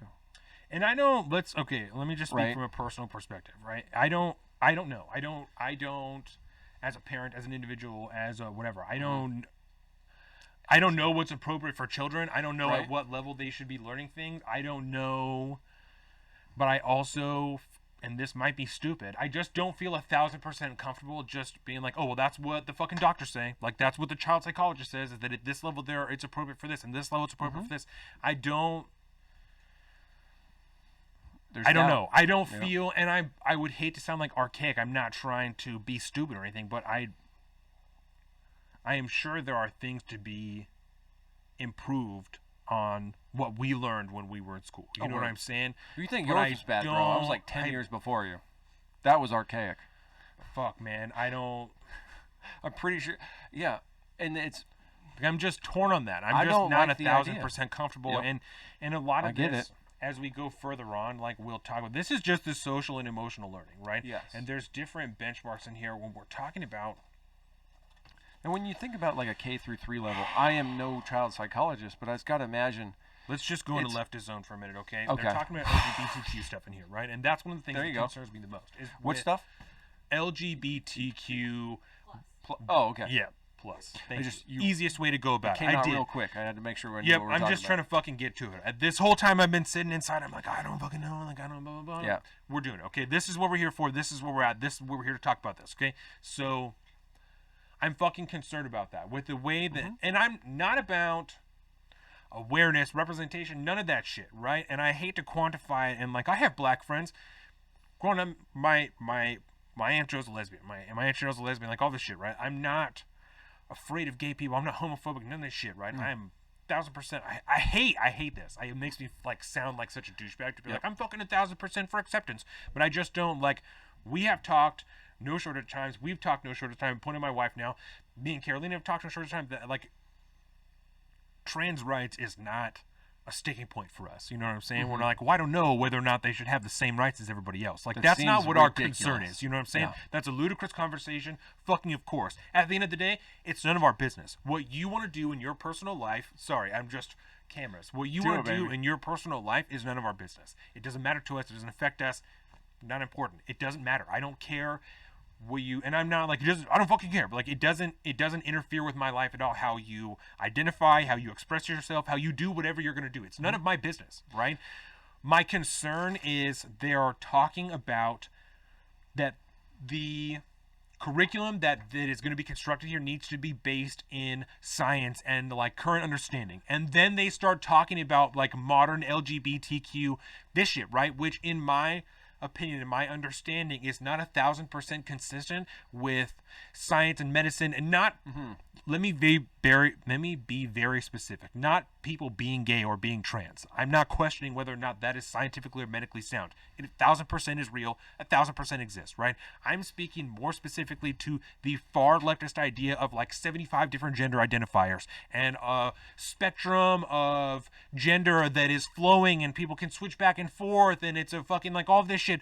I'm not doing it. I'm not down for it, and I'm not okay with being made to look like a caveman, because I'm not okay with signing on with a curriculum for sexual and educational health learning that is also going to include this far leftist critical gender theory ideology that I don't buy and I don't think is real.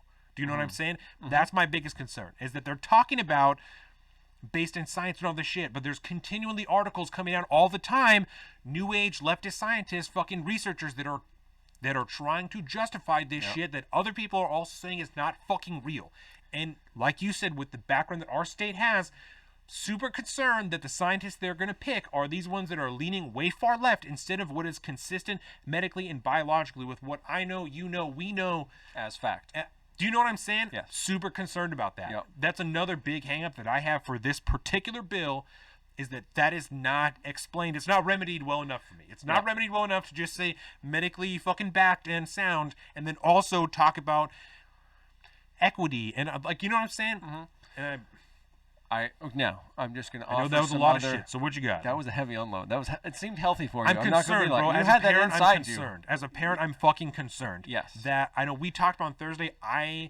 Talking about homeschooling and shit. Yeah. One of my big things, I don't want to have deprogram my kid with backwards shit that he's picking up in public school that isn't fucking real, that is not true. And then when he grows up to be an adult and he's 25 and he's having real conversations with actual people and not academia and fucking nonsense, he's gonna be like, dear fucking Lord, for 12 years I was educated in a system that had no idea what it was talking about. What else do I not know? What else was I lied about? What else was I not told? Because that's how you get people who are lost. That's how you get people who are conspiracy theorists, who don't trust the government. They don't trust anything, you know what I'm saying? Because they don't trust what they were even told in school. That's not good. I don't want to deal with that as a parent. I don't want to have to deprogram my kid because he doesn't know what he can trust when we're sitting here on a fucking daily, weekly, bi-weekly. You know what I'm saying? When we're doing this all of the time, I don't want to have to deal with that when I go home. I'm not interested in that. And that's one of my big concerns with this here. And I think your concerns are apt. And that's to just add a couple caveats to what you said there. Yes. So correct me if I am Talk wrong. me down from the ledge, Colin. Right. No, I'm not going to talk you down from the ledge. See, that's the problem. Jump, bitch, jump! And I'm not going to. It's just I understand. How do I want to put this? So I understand. That's why I just went for it. I couldn't think about it anymore. So, I had to just go. Firstly, to assuage some of your concerns that have been, you are objectively correct to have concerns given the vast amount of anecdotal situations we have seen over the last 3 to 4 years in neighboring countries, cities, municipalities from around our own country with some very, very troubling things that have come home from schools, right? And obviously this is on a local basis because school districts are essentially kind of built to be run from the PTA up, right? So from the ground up. So that aside, when you're talking about a federally or a state, I forgot we're on the state today, on a state mandated level to be building state mandated curricula, I definitely see the concern. I also would like to offer you a parachute on this ledge to know the fact that at the end of the day, no matter what does happen, if you are a parent that does feel comfortable, whatever the curriculum is, extremely important. you will have the option to opt your child out, period. It is not mandated. That was also a big been around since I was a kid. That's a huge piece of misinformation that came out when this started. Is you have no choice. It's mandated 1,000%. Yeah. I will be damned if anybody in the state is going to tell me anything that I have to do with my... I don't care how far the state has fallen. I don't think we'll ever cross that. You fight hard enough, you don't even have to get shots. Right. You know what I'm saying? If you fight hard enough, you don't even really have to get shots. They say that you do. They tell you do. But if you fight hard enough, you don't really have to. I'm telling you.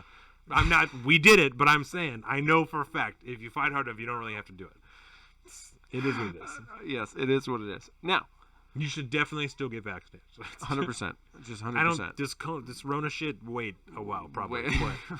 Just wait till you know it's safe. I'm not telling anybody to be sick. That was addressed in one of the clips this week, by the way. Yeah. Kamala Harris's stance on it.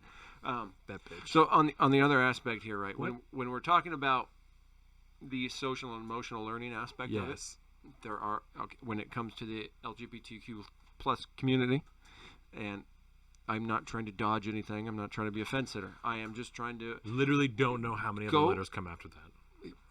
That's I also... literally don't know. Well, yeah, that's more of a social issue than governmental. Thank goodness. But I don't think we can have another bathroom debate. But at the end of the day, I think an aspect of whatever this is going to be is... I think we need to recognize where we are at in the timeline of society, of our society, and knowing that where we're at is this is not going to go away, right? That is not going to go away. This whole situation, what we're talking about, is not going to go away, and it would behoove anyone in society to have an understanding of what we may or may not think the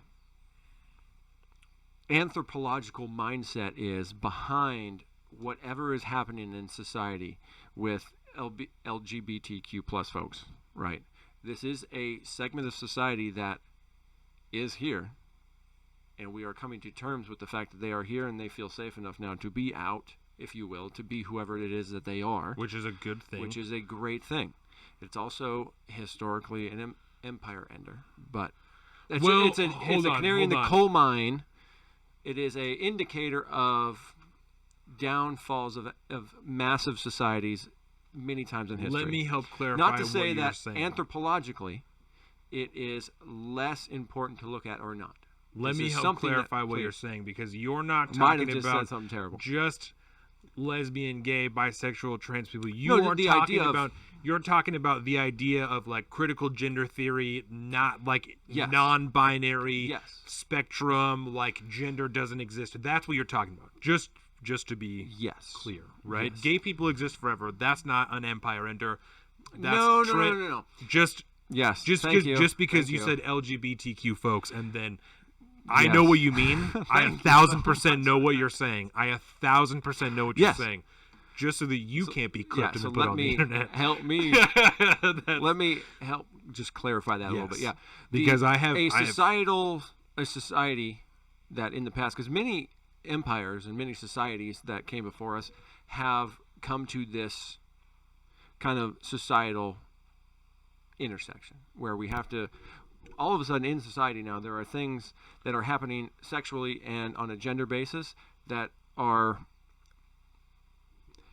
the mainstream focus on society is not used to dealing with or comprehending at any point. Yeah. And that the problem with that is it has coincidentally coincided with usually an empire toppling over about that same time. And I think it's because an empire reaches a certain level of safety that it's safe for societies to explore those ideas. Certainly, yeah. Right. We're soft. We're soft. Whether people want you to know it or soft, whether people want you to know it or not, we're soft as a whole. As a populace, Americans are soft. What do they say, Donovan? When you good times bring about soft, and I'm just going to use the term men because that's the state, but it's not. It's meant for humans. So and when good times bring across soft men. When you're soft too men comfortable, bring across bad times. Bad times bring war and revolution. And war when you're revolution too comfortable and you got nothing to do, times. you got no time to do anything but think. You know what I'm saying? Yeah. We're not out there trying to survive. Mm-mm. You know, we have a lot of problems, but at the end of the day, it's all pretty good. So we feel on a societal level, we have time to come to terms with some of these things and recognize some of the realities on the ground that have consistently been there through the Roman Empire.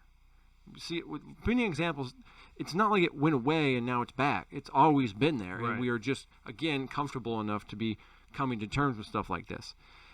So that being said, the identification of that, the realization of that we're all here and we are who we are, and the makeup of our gender and all this stuff is going to be a reality that people deal with out in the world. And you, as a person growing up in an educated school district, should probably have some exposure to that so you can learn, just like we do early on with you don't judge people by the color of their skin, you judge them by the content of their character. You don't judge anybody for any of their immutable traits or just like you judge people by the content of their character, period, right? Yeah. There's no preamble to that. It just is what it is. Treat someone like you want to be treated. Doesn't matter how different they look, how different they act, how different they sound. That kind of education is probably healthy for young kids. But like you said, but that's probably what it's not going to be like. I don't know. And so it does raise my hackles up. Not to think that I don't think there's some validity this is why I want the to materials, looking at it. You know what I'm saying? This is why I want the course materials. I don't. And that's where that parachute comes in, at least. But again, because to get down to it, because the problem is this is all happening in the background of this one Senate bill. Yes. It's also not happening every year, right? Just to another point to clarify. Yes. That this is not something that's happening every year. Once to students in kindergarten through grade 3, once to students 4 through 5, and then twice to students in grades 6 through 8, and then twice to students in grades 9 through 12. So, just like when I was in school, let's talk about this for a second. When I was in school, in the 5th grade, we talked about this on Thursday. You had it once in the 5th grade, and you learned like about yourself. We were separated, boys and girls, and the boys learned about a boy, penis, balls, all the shit, right? And then 6th grade was the same deal. You were separated, but then you learned like about girls also, and like reproduction and kind of like STDs. General STDs exist, like condoms exist. Wrap it up. Be really careful. Yeah. And then in high school, 9th grade, technically high school now. Yeah. Now. I'm so glad you were part of that old system too. Yeah, junior high for us. Yep. It was 9th grade, and we took a health class where it was like a week, I think, right? Where I think so. Every day in that class was a different thing. I'm looking to you for confirmation. In health class, it was like a week, right? Health class was a semester. Yes, but this specific week about STDs and sexual health and stuff was like 1 week. I was really just looking for confirmation. You can certainly come and talk more if you want, but I was really just looking for it was a week, right? Thanks. I'm gonna go. Jordan's going. I'm gonna Sorry, go into not more sorry. Detail. And so there were. Yeah. So we talked about it the other night too. Yes. So in health class, Yep. right? Because it was like one semester you had strength training or PE, and then the other semester you had health class. Yeah, and I remember going over stuff like nutrition and stuff like that too. Exactly. And so, but during that week, you have the same deal where like you watch like a baby be born, in the video, and unless it's your baby. Ooh, I don't want to watch our that. teacher played it in reverse, my G. I swear to God. Yes. Ah. I swear. I swear. You get one of them sliders where you can just move the ball and it goes crazy. It was a VCR, and it had like the little turn dial for reverse and forward. So it was just one like of the old school ones. Yes, Yeah. bro. Fuck yeah! It was early 2000 CK. Absolutely, shitty ass equipment. Yes, yeah. So VCR with a little turn dial. Yeah, so you could do it slow. Wow. Telling you. That's money. Yeah, so I want one of those. That, and then there was people that came in from Planned Parenthood, and one day they talked about STDs and shit like that, and then they also talked about services available in the area. And Jordan told me, my wife told me that I guess they also talked about like personal care, like health, like nails, and when to take care of your hair and whatnot. So many young adults need that. Learn how to be clean, whole week of hygiene of that. And then I don't think we didn't take it again in high school, right? That was the last time that we took any type of.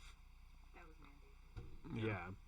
And I didn't take PE in high school, it's probably so maybe in a PE class you did, but I didn't. It's probably at that point the technical requirements of the curricula had been met. Yeah, so exactly. Yeah, that's the only time that it's mandated. Again, might be a plus for this bill. Yeah. You could take childhood development classes and stuff at Olympic. Yep. There was even like you get the egg or I took that in ninth grade too. Yes, so I took. You get a little egg. You got to take care. You and a partner have to take care of the egg. Yes, and make inside sure it comes of a flour back. Sack. Yep. Did you have to do that, or was it just an egg? Oh, it was just an egg. Yeah, I think it was just an egg. Okay, so ours you had a sack of flour, and then you like opened it up and kind of dug a hole in it, and then put the egg in there and put all the flour back, and then taped it back up, and you had to take care of the sack of flour for a week. See, I like that idea because the physics don't work out that it gives you any kind of cushion. But it makes it heavier. Exactly. It makes it way harder. Yeah. Yeah. And so, so you wrapped it around? all up with duct tape, and then you drew a face on it, and then like put a onesie on it, and then you had to take care of it with somebody else for a week. A you cute little bag of flour. And then, at the end of the week, they cut it open, and if the egg is cracked, then you failed. But if it's still one piece, then you pass. Here's my baby back. Did I murder it? You even tap a hole in it and took the shit out, so it's just the egg shell out with the flour. Hard as fuck. What? Yes. Dead baby. Yeah, you're carrying around a raw egg instead of a sack of flour, which is not good. So you got to take all the egg out of there, but then then it's also harder because it's just a shell. Yes. The only thing would be like if they were using like farm fresh eggs, you wouldn't have to worry about that shit because you can keep them on the counter at room temp. Just saying. Yeah. So fucking big aggro fucking with our sex health education. Well, that's good because I think we essentially did an equivalent. Because I'm always looking at this point because I haven't had kids in the school system. I have no idea what's going on. I think I can definitely concede that it could happen more. You know what I'm saying? 3 times over 12 years is probably not very much. Once a year seems pretty good, I guess. Speculatively, with as young as kids are engaging in sexual activity nowadays, that's not. They don't build them how they used to. Should be knowing that type of shit, Isn't that kind of weird that we've had some societal regression in that point? Like early in society, people were having kids super young, and then like we grew out of it. But they were doing it like on purpose though. Like they were like they all getting died married at like early 40. and shit. This is just kids are just fucking and having kids early because they're not being safe. That's a good point. That's no good. That is no good. Yeah, that's just a problem. I don't know what the problem is. I don't know if that's the parents. I don't know if that's whatever because this is horrible. But like again, that's part of one of these arguments is like the state has no interest. They have no business teaching my kids sex ed. Right. But because I took that and I also was never as safe as I should have been. You know what I'm saying? And I don't. You could teach kids about that all you want, and they're not. I don't know how you fix that, but some people are always going to do it. Some people are never going to do it. I don't know. Honestly, it might be a fight that is always going to be in vain, but it doesn't mean you should give up the good fight. You know, kids are always going to fuck up. Doesn't mean you should stop teaching them not to. Can we talk about this for a second? Let me pick your brain about this, right? Because I told you about the article that I read. It was about like the cups and the, sacred flower and all the shit, right? And I read something about like transitioning it from like not abstinence based, because they've always talked about other things, but like as like a primary option, and I'm not religious. I don't think that's a bad thing. I don't think that it's a bad thing to be teaching kids. Like, you should heavily consider waiting, not until you're married, but just waiting until you're not 15 or 16. You know what I'm saying? Just fucking wait. I think that's probably the best thing to teach kids. Don't fuck. That's probably a good idea. You want to do it? We know. We were all fucking 16. We did it too. Don't do it. It's a bad idea in general. It's probably a better idea to wait. Yeah. I'm not telling anyone what they can or can't do or what they should or shouldn't do, but you probably shouldn't. Do you know what I'm saying? Yes. And I don't think that that's a bad thing for that to be the base of... the base is not right, because I don't want that to be like the focal point. You know what I'm saying? But I don't think it's a bad thing to be teaching that this is the best option. Probably. You know what I'm saying? Mm-hmm. There are other options, and they're as good as they can be, but they're not as safe as this. And this is the only, as dumb as that sounds, that because it sounded dumb when we were fucking 12, but it definitely did. Stupid as it is. I have a child now. The best way to make sure you don't get an STD or have a child is to not have sex. That's the only way to do it for certain. I've been using condoms for fucking like ever. Really good way. That's a really good way to make sure you don't have a kid. But it's not for sure. It's not for certain. It is not for certain. It can still happen, but if you're not having sex, it's not going to happen. If you're not having sex, I don't know, I feel weird like preaching that, but I don't, because it's not religiously based. I just feel like that's Father Donovan. Yes, and I don't think I don't think that's a bad thing to be teaching kids. I don't think that's, and I don't think you're wrong. But like, that's concerning to me, right? That's like, we should move away from. Why should we not be telling kids to not fuck? That seems like a good thing. That seems like a generally good thing to be telling kids they shouldn't be having sex. And I would like basically, and I'm going to agree with you, but on a completely different fundamental level. Okay. Because let's face it, we have the oldest. Also, please let me know if I'm off base here, because I gotta know. I don't. Not you, everyone here who's listening. I'm pointing at the camera, flipping my hand around. I want to say this. I don't think anybody should ask, or, oh my God, I was going to ask, like a Wisconsin, unless you have a different perspective on that because you do have a child now, or would you say no? I've never heard those words come through your mouth until just now. So I don't know if that is a. I don't know. Did I feel that way before? No? Well, I mean, because at that point, you probably never really talked about it that much. So the only I know for sure I thought that was a dumb actions. thing to say, because I think it's a dumb thing to say now. But I think that it's true. And I think my point will speak to your conundrum a little bit. So I think I understand that it's hypocritical. Like, that's why I said I'm not saying I didn't do it. I did that. I was like 15 when I lost my virginity. But I also, from a personal standpoint, don't think that was the best choice that I could have made. Do you know what I'm saying? And I didn't know that then, and that's why I did it. And I probably didn't know it until close till I was married, when I was like, fuck, I wish that I would have waited. But I also, that's why I want to be so sincere that, like, I'm not religious. It's not a religiously based thing that, like, I really wanted to, like, save myself until I was married. Your own experience. Like, I just don't. I feel like, I don't know, man. Because I can't generalize for what most people are going to think is best, but Well, and I think it's going to be so individual. You can come over here and talk if you want, because I don't know what you're going to say, but I don't. Do it, Jordan. Do it.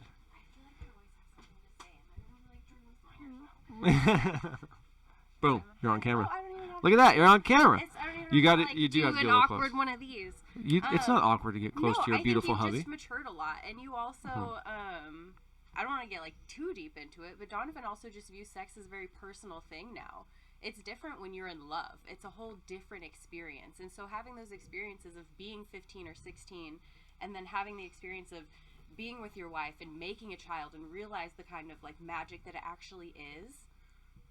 You can wait. Like, it's, you know, I'm not going to say, because I was the same way. I was also 15, you know, so I'm not going to say it wasn't, like, fun or whatever, because you're 16, you're 17, whatever. It's pretty fun. awesome. It's whatever. You go to parties, you do, like, we do it, right? But at the same time, you realize how different it can be and what ultimately it is. And I'm going to give a shout out to Elijah right now, because I remember sitting with him, talking with him, and him telling me this same thing when I was 18, and him being like, it's better when it's with someone you love. And I'm like, whatever, Elijah. Like, it's just wow. You know? Wow. And I'm like, Elijah's genius. Yeah, he he's is. amazing. Well, we've talked to him. I can totally. vouch. He's a And genius. No, I think that Donovan's just matured. I don't think he's hypocritical. I think he's just matured. Yeah. And when you have more perspective on something, it just gives you more respect for it. 100%. Yeah, even if it's just sex. Now, that being said, because I think that was a good way to put it, because I would honestly, again, this will speak to all of this. I think you can objectively argue that today's 25-year-old are the oldest children that we've ever had in our society. You could pick an age roughly, but it definitely ain't 18 right now. So, well, you are kind of an exception to the rule, though, dude. That's kind of the way this whole thing works. yeah. But, you know, objectively, there are college-aged young people I have who shared a lot are of bad not stories. adults. Yeah. They are Yes. not adults. There are no way they are independent and can move around in the overall world successfully. They just can't. We have coddled our children to the point where, and these are people our age, right? We are the youngest adults that have ever graced Western civilization. Safe spaces and trigger warnings. Not a good sign. Yeah.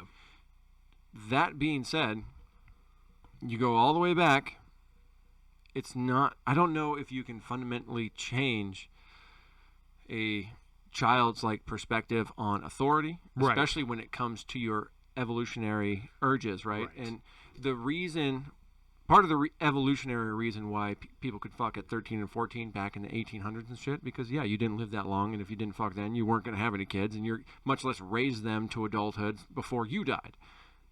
It ain't like that anymore, and abstinence now, you have time. Yeah, abstinence now becomes a factor in longevity of the species as well as that. But at the same time, like, we're not, I don't know how to phrase this other than the fact that like kids are really dumb. Yeah. And you're not Right. The reason you can look back on that. Listen, right.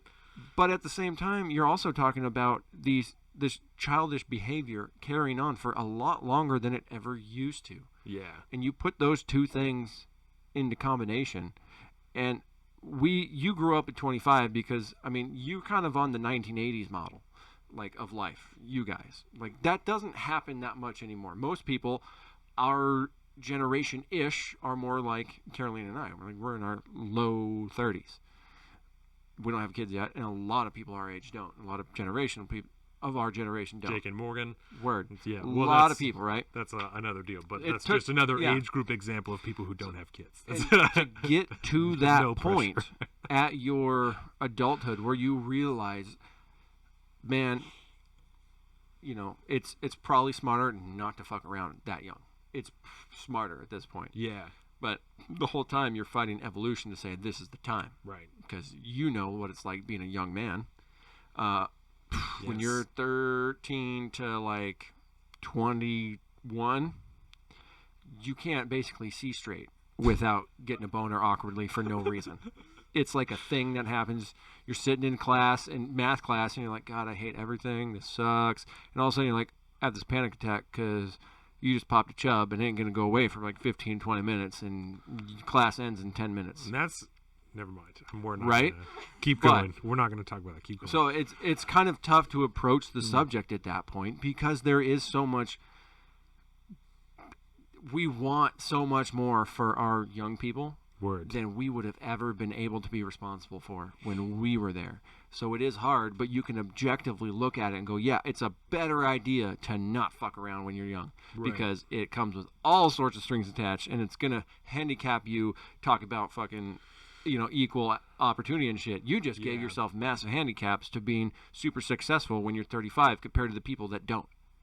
Objectively, it is a smarter decision to be abstinent when you're that age. Yeah. But I understand that it's not going to happen. and you won't realize it Right. until it's way too late. And like I said, I don't expect them to listen because I was 15, and that's what they were telling us when we were fucking in school. Was like, this is the only 100% way to not get pregnant and not get an STD is to be abstinent. And I was like, that's stupid. You know what I'm saying? I mean, we had gone the full scare tactic point at that point. Right. Most of our sexual education was you will get herpes and die. If you have sex, you will get an STD and you will die. Yeah. That was our education. It's gonna happen. Yeah. And then somebody fucked around, and then you heard stories, and you're like, oh, well, he's fine. Everything's fine. You're like, I should try this too. And like, oh, this is what it's just all a lie. It's a giant conspiracy. Because it kind of is. It is a conspiracy theory that we are holding on as adults. So it just makes it that. It just illustrates to me, to bring it all the way back to referendum measure number 90. Yes. I get the concept, and I get the idea behind it, and looking through the pamphlet at some of the ideas of how to approach sexual health education in 4 through 12, some of their bullet points seem legit. A little bit more societal based, a little bit more like, maybe, we should really talk, not so much the you're going to die if you fuck. Right. Or, you're going to get pregnant and you're going to ruin your life, which is also true. That's will happen. If you are 18 and you get pregnant, if you're 16 you get pregnant, your life's going to, it's not impossible, but it's going to be tough. So don't fuck around. But there's got to be another approach to it. And at this point, I'm almost open to just another approach. Just for the sake of maybe how do we talk to preteens and teenagers and shit about this so that they actually might be able, they don't have to wait until they're 25 and look back and go, yeah, it's probably a better idea not to screw around. Yeah. There's got to be a better way to teach that. This approach, even though it has all the red flags that I would worry about given our state's history and our politics in this state, it terrifies me. But the general concept, I almost agree with. But it doesn't mean I'm going to vote yes. Yeah, so let me ask you that. Where are you going to vote? You think you're against this particular, in favor of this referendum would mean to be against this bill, correct? And at this point, I will vote that the referendum measure number 90 would be rejected. And at least in this particular case, the status quo would maintain, and the power to create curricula and approve curricula would be essentially passed down through the state to the PTA, and again from the ground up. Because it can be improved as it sits now. It just won't be done on the frequency at which this lays out. But and I like the frequency. But the quality can be improved. There doesn't need to be a bill passed for the quality to be improved. That can be done through the districts as it sits now. And at it this just point, needs to be done. Again, on a more fundamental level, I think the state shouldn't be teaching our kids about this. We should as parents. But I also agree more on the idea that the state probably should have something to offer, because most parents are not going to do that. And that at least everybody has a standard. Yeah. But I don't trust the state to come up with a more involved standard. And I think my largest objection to this would be the course materials are not provided. I think that should. I think if you're going to be passing this, I personally need to be able to see the course materials. If it's going to come from the state level, you develop the course material, you show me, and then we'll talk. Because I don't know. I just don't like the idea of implementing something. It's like, and I'm not to move us on, but it's like the Joe Biden, like, oh, well, after I get elected, you'll find out what I'm going to do about the Supreme Court. I don't like that. Like, pass this, and then I'll tell you what's going to happen. And I'm not comfortable with that. I don't like the way that with the history that our state has, 1639 as an example. I'm not a fan of that, because this could turn out to be something completely different than what we talked about. And we already ran into that problem. I already had to sit on my couch for 45 minutes and talk about why we had fucked up 4 years ago when we told people to vote for that, And I don't.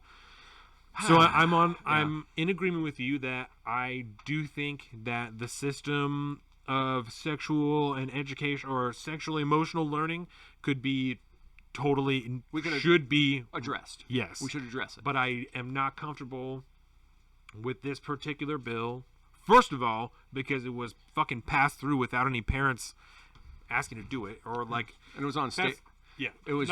I said this actually while you were in the bathroom, but it was passed on party lines, by the way. Yeah. So not comfortable with that, right? and I'm not comfortable with the lack of course materials. I need to see more information on this rather than just like a bare outline. Not bare, because this is dense, but just like a rough out. God, that's not even. I trust the PTA to come up with curricula that I can approve or deny. Yeah. I can't trust the state to come up with curricula that I can't So I'm approve or deny. concerned about that. Yeah. But which again sucks because the overall, especially the way that this bill is worded, it's not great. It makes it seem like, oh yeah, I'm down for that. Unless you're one of those people who's got a more fundamental argument about it, but right. And before we get into any further, update on our car tab tax situation Fuckers. that we've been talking about since the midterms. We've been talking about this since the midterm 2 years ago. It just Thursday got struck down once again by the Supreme Court of the state. Unconstitutional. Unconstitutional due to a constitutional. It's not an amendment, but a statute or statute something in the Constitution of the state, which is 200 and some pages long. I asked somebody at work today. I was like, or on Friday, I was like, hey, if you had wild guess, how many pages, standard letter size sheets in a PDF, how many pages do you think the state constitution is? And they were like, 5,000. I was like, thank God, no. It's only 200 and some odd. But that's way more than I thought it was. You can go to the statute and you can look right there and see, like, yeah, a bill cannot, essentially in our state, according to our state constitution, a bill cannot address more than one thing at a time. And that addresses several taxes that. Yes. Oh, God. And that's the problem, is that those assholes. Yes, because due to the Tim fact. Eyman. God damn it, Tim Eyman, you fucker. This is like the third time that we've gone through this.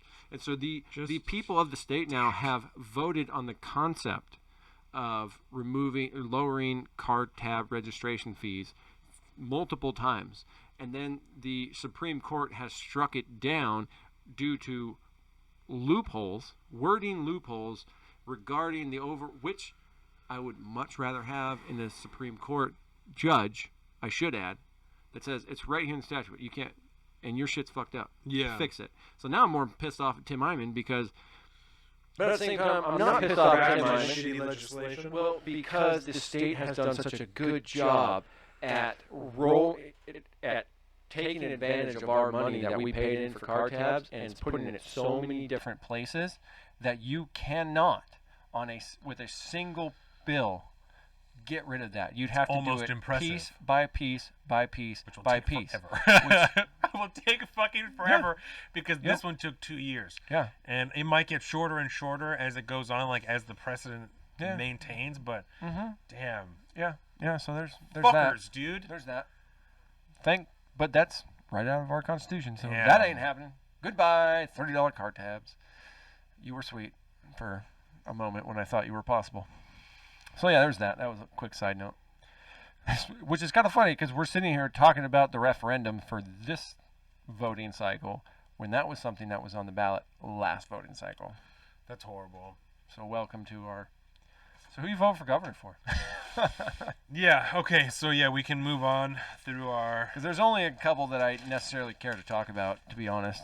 There's so many more that it's hard to get to without diving in specifically. Okay, so governor, we watched the gubernatorial debate, like 2 weeks ago. It was like right after the last time we recorded, I think. Yeah, it was on Wednesday. And it was interesting.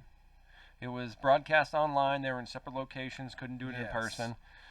It's the first time I've really ever seen Lauren Culp speak at length for any period of time. Yeah, that was refreshing. I've seen, that he's holding rallies and shit, but I've never. Yep. Yeah, I've seen a couple phone videos that people have taken from a rally or something on Twitter or on Facebook or something, but you can never really hear it very well because all the how shit like that goes. So it was very refreshing to see. It was broadcast. I don't know what channel it might have been broadcast on. I think one of the local news outlets I know carried it. I'd be surprised if all of them didn't. But we also have this kind of sweet thing that Jay Inslee takes full advantage of for his daily dictatorial updates. about COVID and shit on the Washington. It's like wa.gov TV or something like Washington.tv or something like that. And so you can stream it from anywhere. You can stream it on your phone. You can watch it on the internet. Totally free, no loopholes. Thank God for C-SPAN, because if you don't have cable, and some of these debates are going on cable channels and shit, and that's how this debate was done. Yes, that was one of the avenues at which you could watch it. Socially distanced through. They were in separate rooms. Yeah. And in one studio, there was like 4 different reporters that did the questioning. And when it comes to a debate, if you're not in the room with the debatee, boo, it gets different. Yeah. So it was fine. It was fine. You know, it was I don't think Lauren Culp is the guy. Not either. I don't think that he's the guy. He's not the guy. Works in a town of like 1,000 people, which I think is not good. Yeah, he's had like one sheriff's deputy or something work underneath him. I get like his argument for why that lends to his experience, because like, oh well, my job or my intent is to be a hands-off governor. Like I'm just not really gonna fuck with anybody. You know, I'm gonna let you govern yourselves. Like it's gonna be fine, which is. It only goes all so well far. And good, except for, you know, everybody in this state pretty much is like, please, Daddy Governor, tell me what to do. So that's not going to work to just let everyone do whatever they want. You know what I'm saying? So I'm interested in that. Now, let me let's put it this way. A lot of people are approaching the presidential election as one of those, which pile of shit smells the least, right? You know.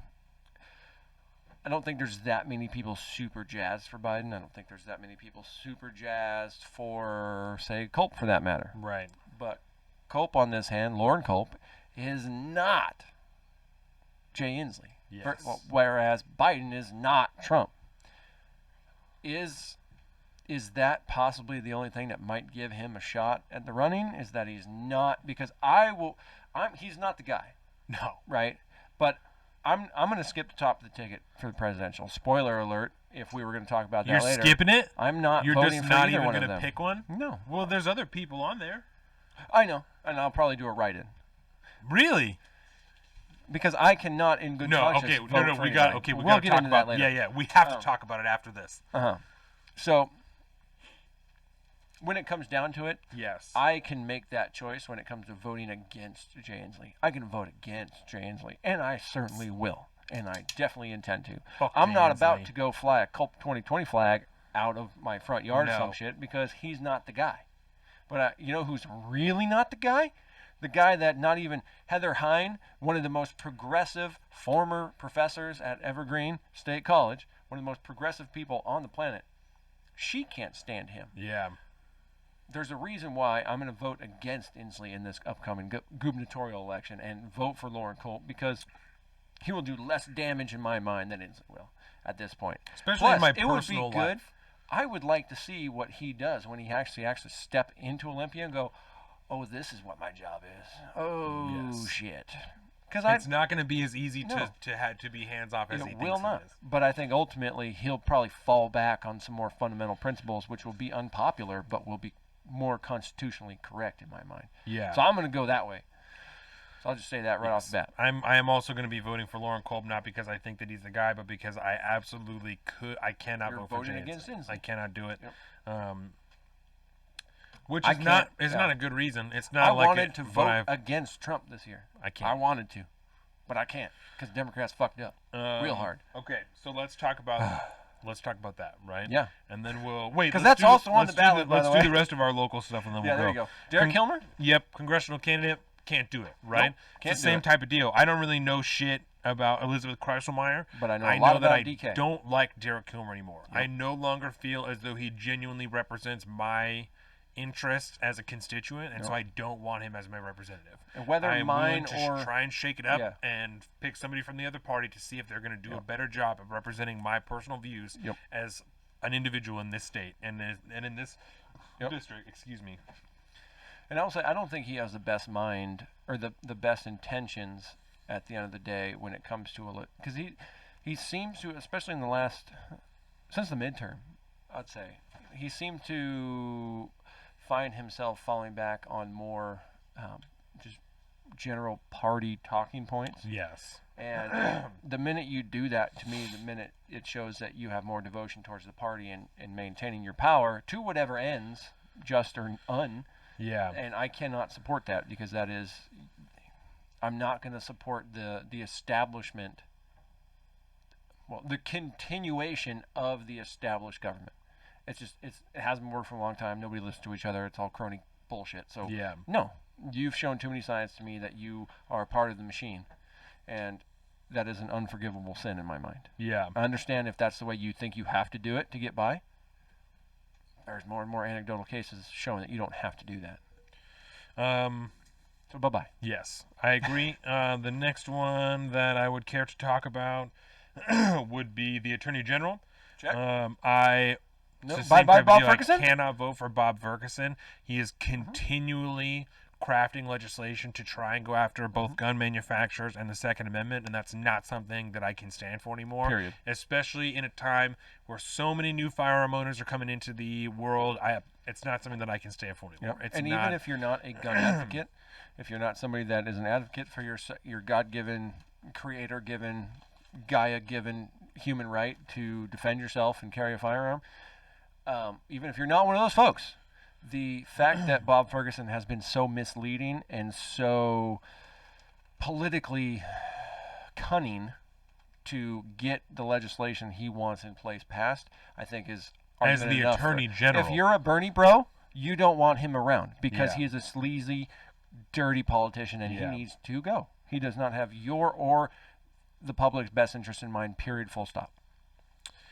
100%. And his track record will show that. The next one after that would be, like we were talking about earlier, Legislative District 23, State Rep Position 1. Tara Simmons, April Ferguson, right? Yep. I can't personally vote for Tara Simmons because of the language that I was seeing on the website and stuff like that. I can't buy... I got to try and get that type of ideology, right? It's out. And I want to be as specific as possible. It's nothing against her because I think that... Seems very nice. I think she's a great candidate. I think that what she stands for is amazing. We need more of this in both parties.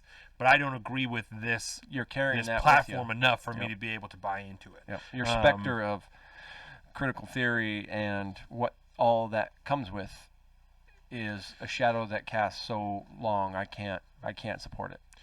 After that would be position 2, Drew Hansen. Drew Hansen, your favorite human being. I cannot vote for Drew Hansen. Drew Hansen told me explicitly in an email. Okay, not explicitly. He told me in an email in very coded language that he worked actively and wasted taxpayer dollars on a bill that he knew wouldn't pass because it was going to look good when he went to run for re-election. Oh, is that our bill? That's our bill? Yeah. No, that's not even 1639. No, this is when he was talking about the magazine capacity. Oh, when they had bills in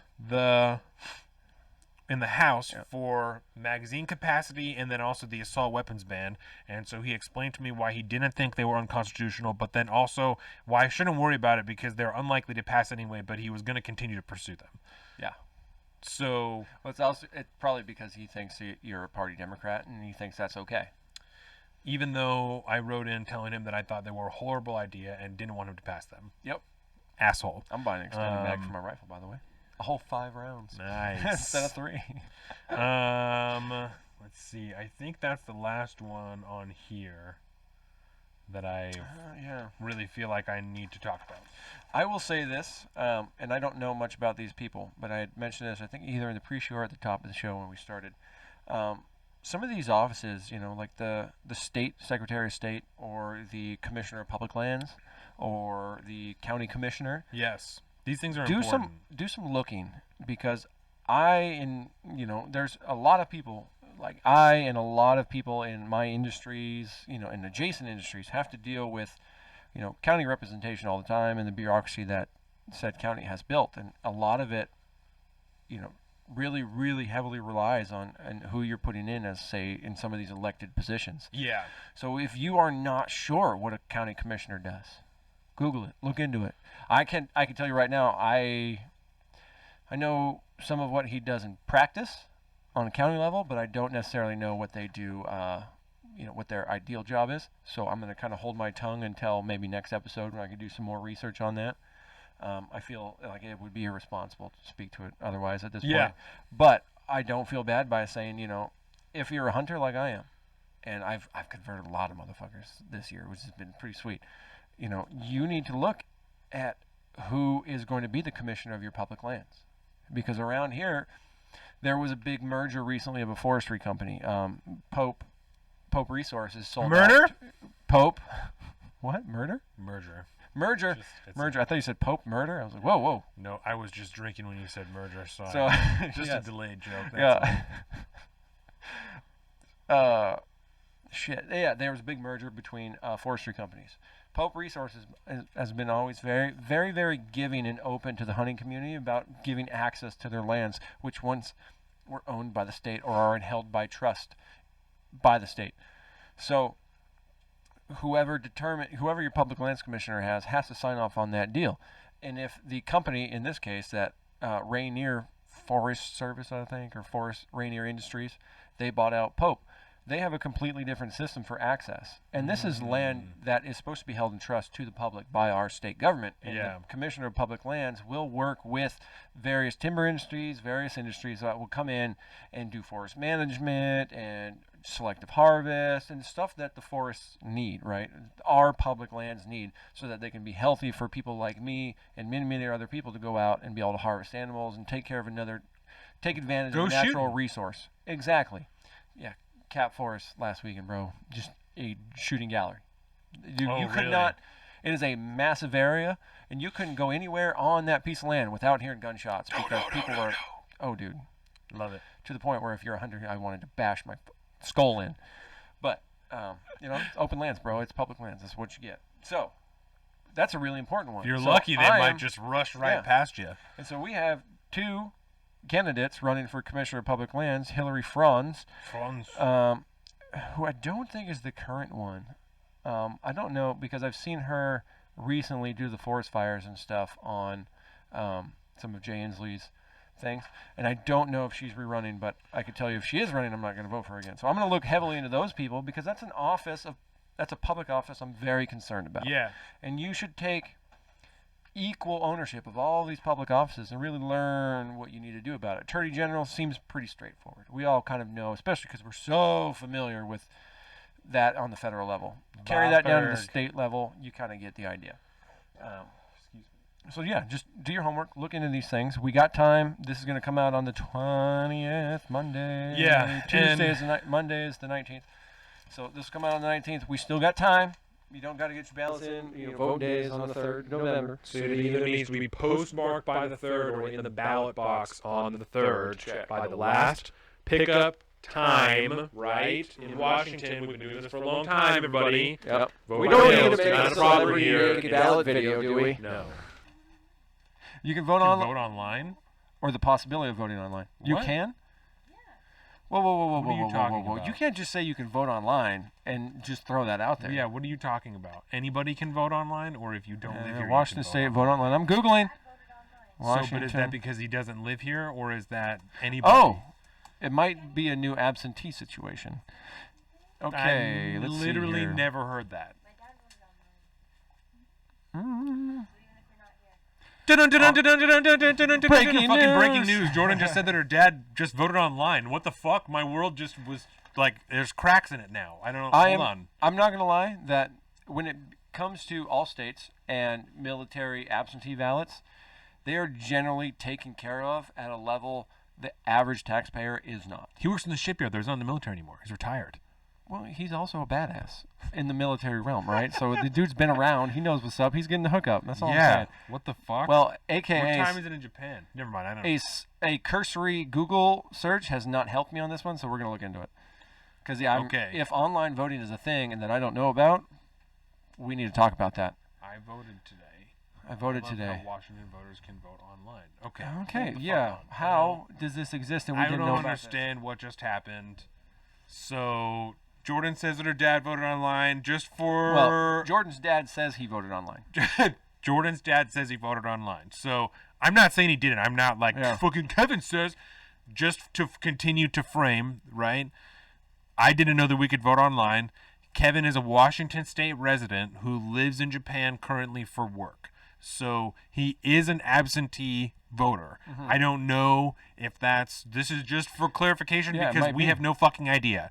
I didn't know that it was online, so I think that it probably has to be an absentee thing. It's got to be. It's got to be, right? It definitely, like, logic It's got would like a dictate. government laptop and shit. That has to be some government shit. That I've never heard Yeah. that. I would don't- not be surprised if... I'm not saying it can't. I'm not. Yeah. I'm I would not be shocked surprised that in 2020, if you are a government employee in any capacity, You could vote online. they probably have a system online that allows you to do that. Or in this case, it wouldn't be In on another the country. internet. It would be on the intranet, which is the DoD-based Yes. intranet, which you probably Intranet. could, and then bing, bang, boom, it's all carried over and delivered to whatever's going on in your I'm state. so interested now. Okay, too. so we'll update that. I will say that if we'll you just have Google Washington elections, there's a nice big button that says register to vote. that's nice. And you can do that with a click of a button. Yeah, you should definitely. I would never tell anyone like what to do, How many people but are I think there? that voting is a really good idea. How many people are there in the state?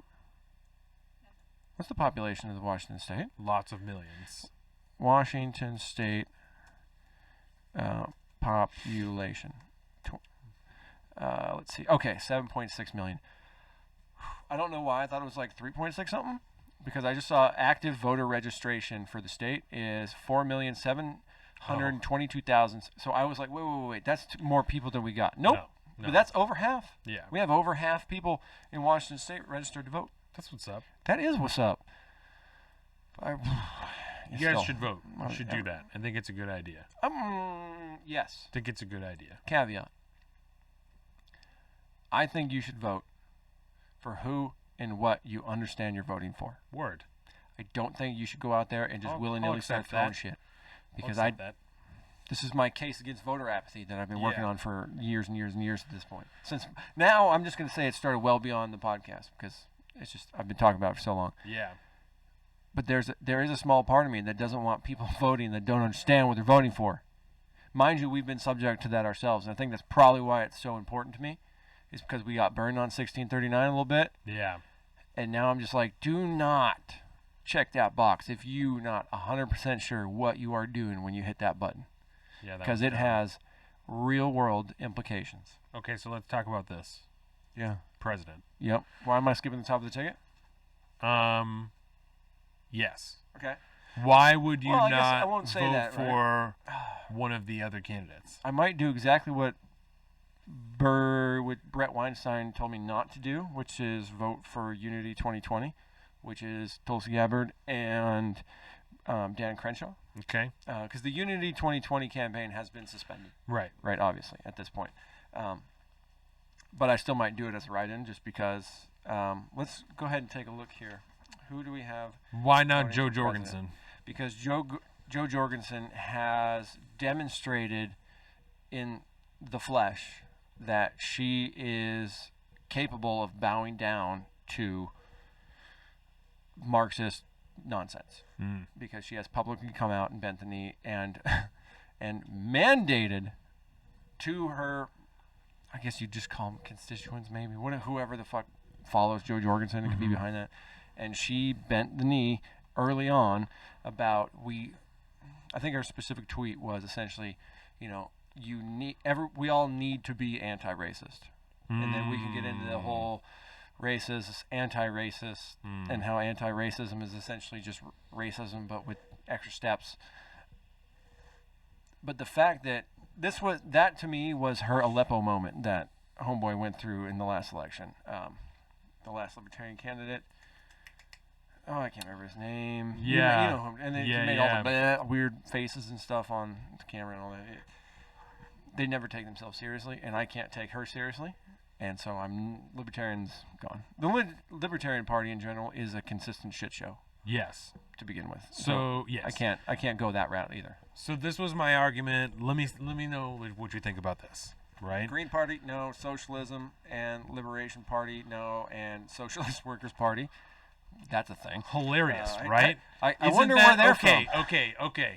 The Socialist Workers Party. Okay. That's hammer and sickle shit. Just so that everyone Just saying. remembers, right? I'm sure you remember. Before the Nazis were called the Nazis, do you know what they were called? Mm-hmm. Does anybody know what the Nazis were called before they were the Nazis? Come on. They were the National Socialist Workers Party. Yep. So, That's where Nazi comes from.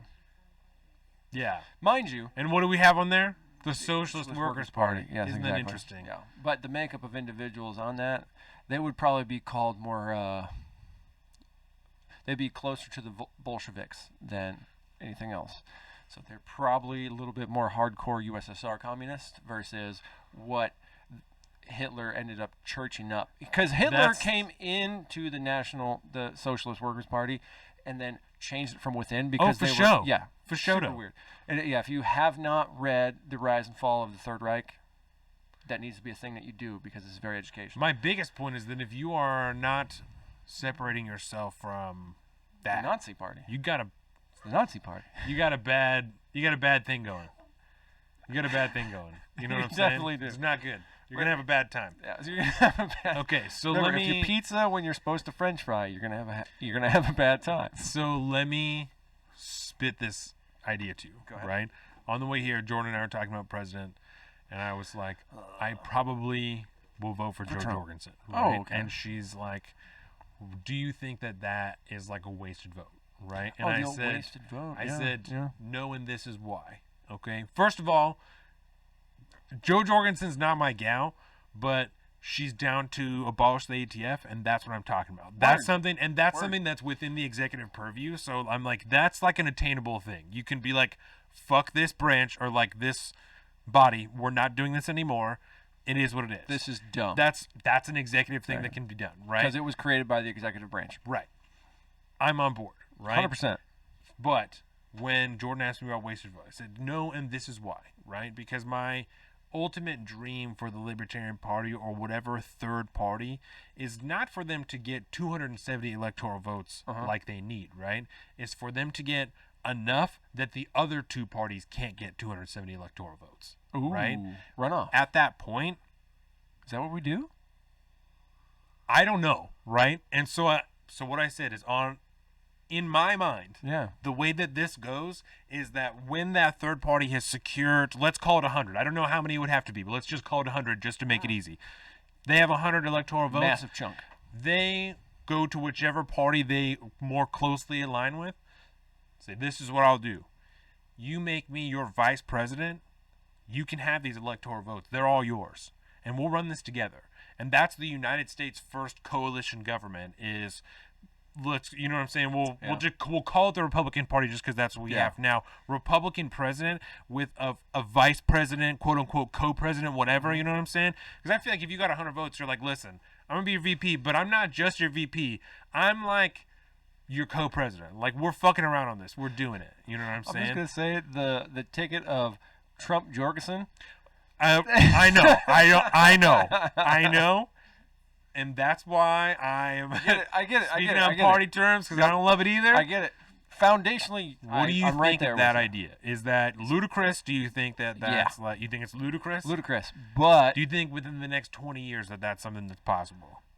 That's the number I threw at Jordan. You know, a lot of it depends on because we are at a crossroads at 2020.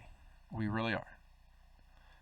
I think depending on which way we zig or zag, that would be more of a possibility in 20 years, depending on which way it goes and how that turn plays out. But I can't argue with the fundamental opinions of it because that's the same fundamental opinions of Unity 2020.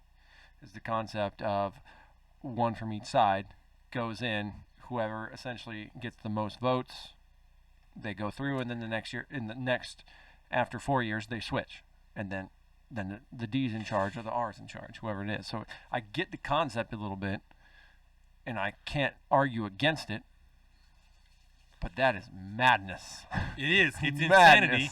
And I told Jordan, I was like, it's going to be constitutional chaos for like a year or two. Word. It's going to be insanity. Oh, yeah, and we just elected ACB will be on the bench most likely very soon. Jordan asked me, she's like, is that even like, is that like against the Constitution? It's like, honestly, I don't know. I don't think so.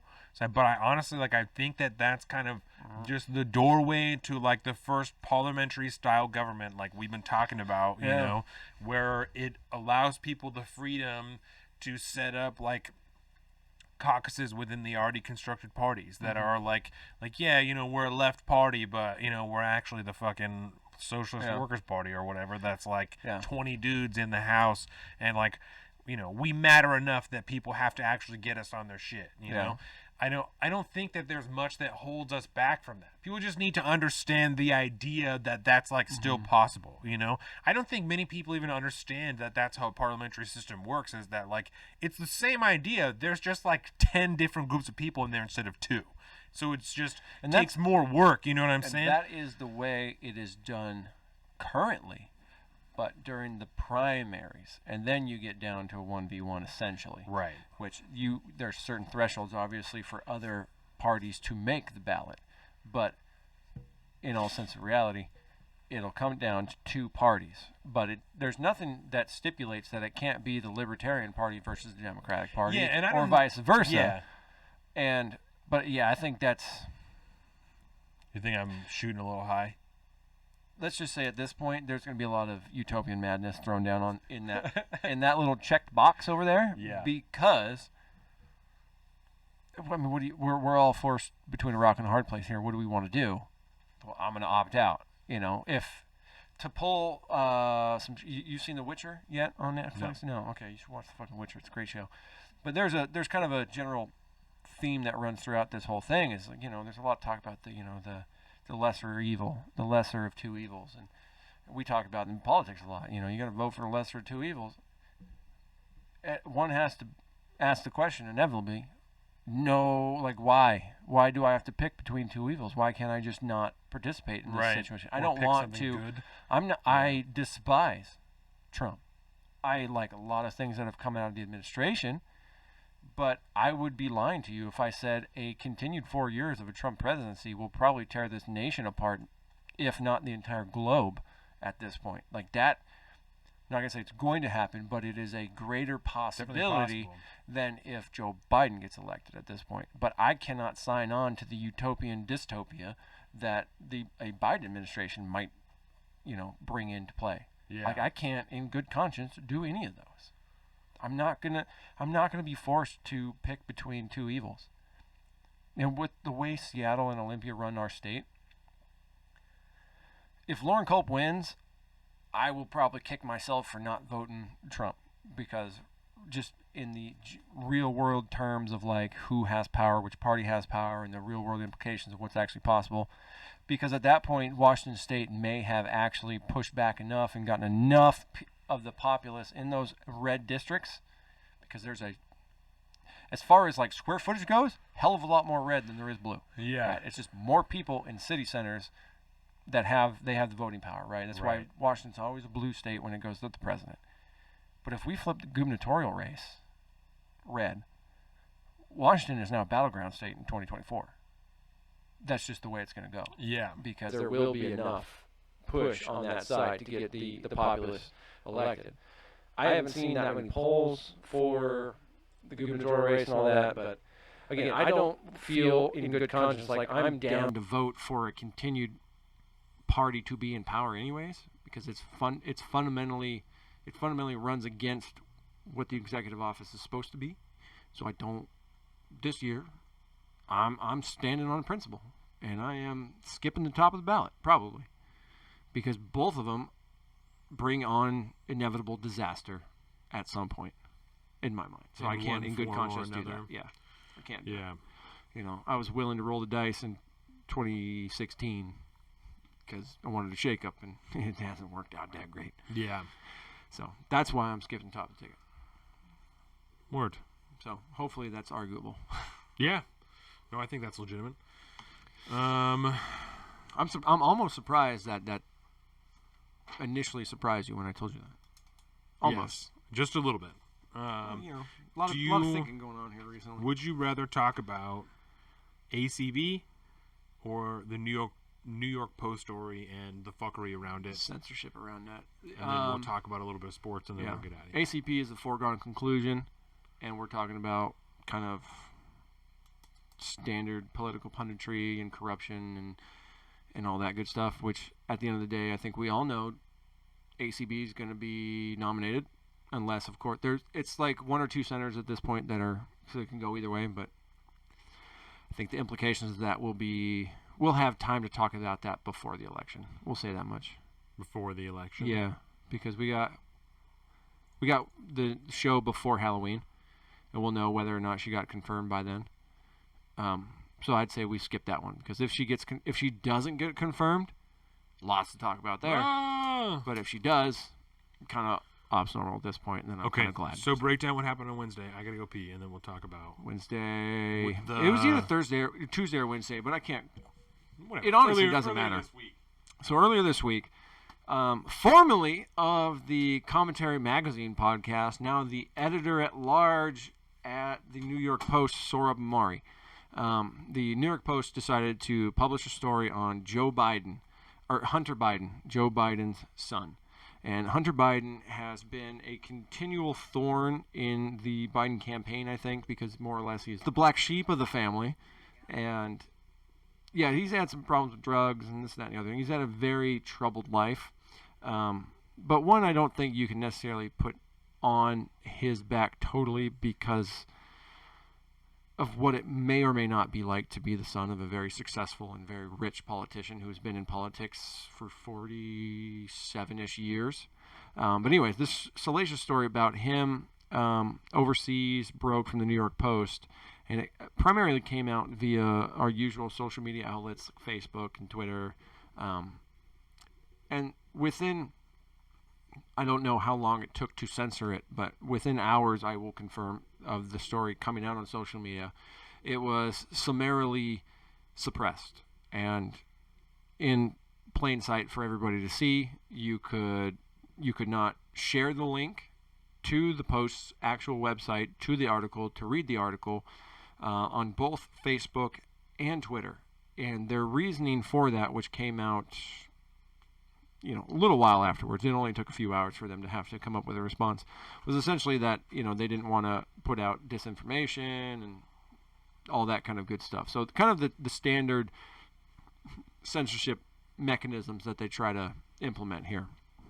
The only difference is, being so close to the election, and due to the content of the story within, because some people were allowed to view it and read it before it was shut down. Yes. So the cat was out of the bag instantly. Dog's out of the blanket, if you will. Dude, I just made another analogy that did not work. Apparently, no, cat's out of the bag is black sheep. Apparently, I'm full of them today. Oh, Colin. So I know. You can't say I'm just things saying, like that. Black hole sun, like grunge movement, rock and roll. But yeah, I got you. Yeah. Anyways, so there's that. But anyways.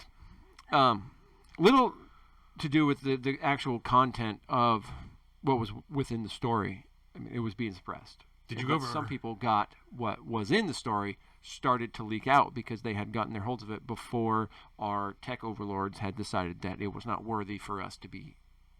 It was not worthy to grace our eyes and grace our feeds. Did you go over what the story was yet? Essentially, touched was on Hunter Biden. Yeah.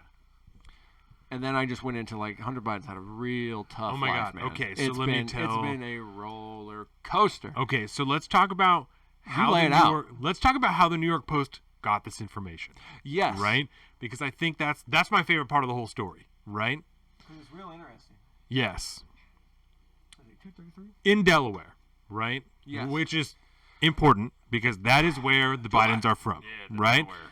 In Delaware. There is a computer store called whatever the fuck the computer store's called. And nice little repair shop. There was a man who no one knows who it is for certain because apparently the computer store owner cannot confirm or deny the identity of the person.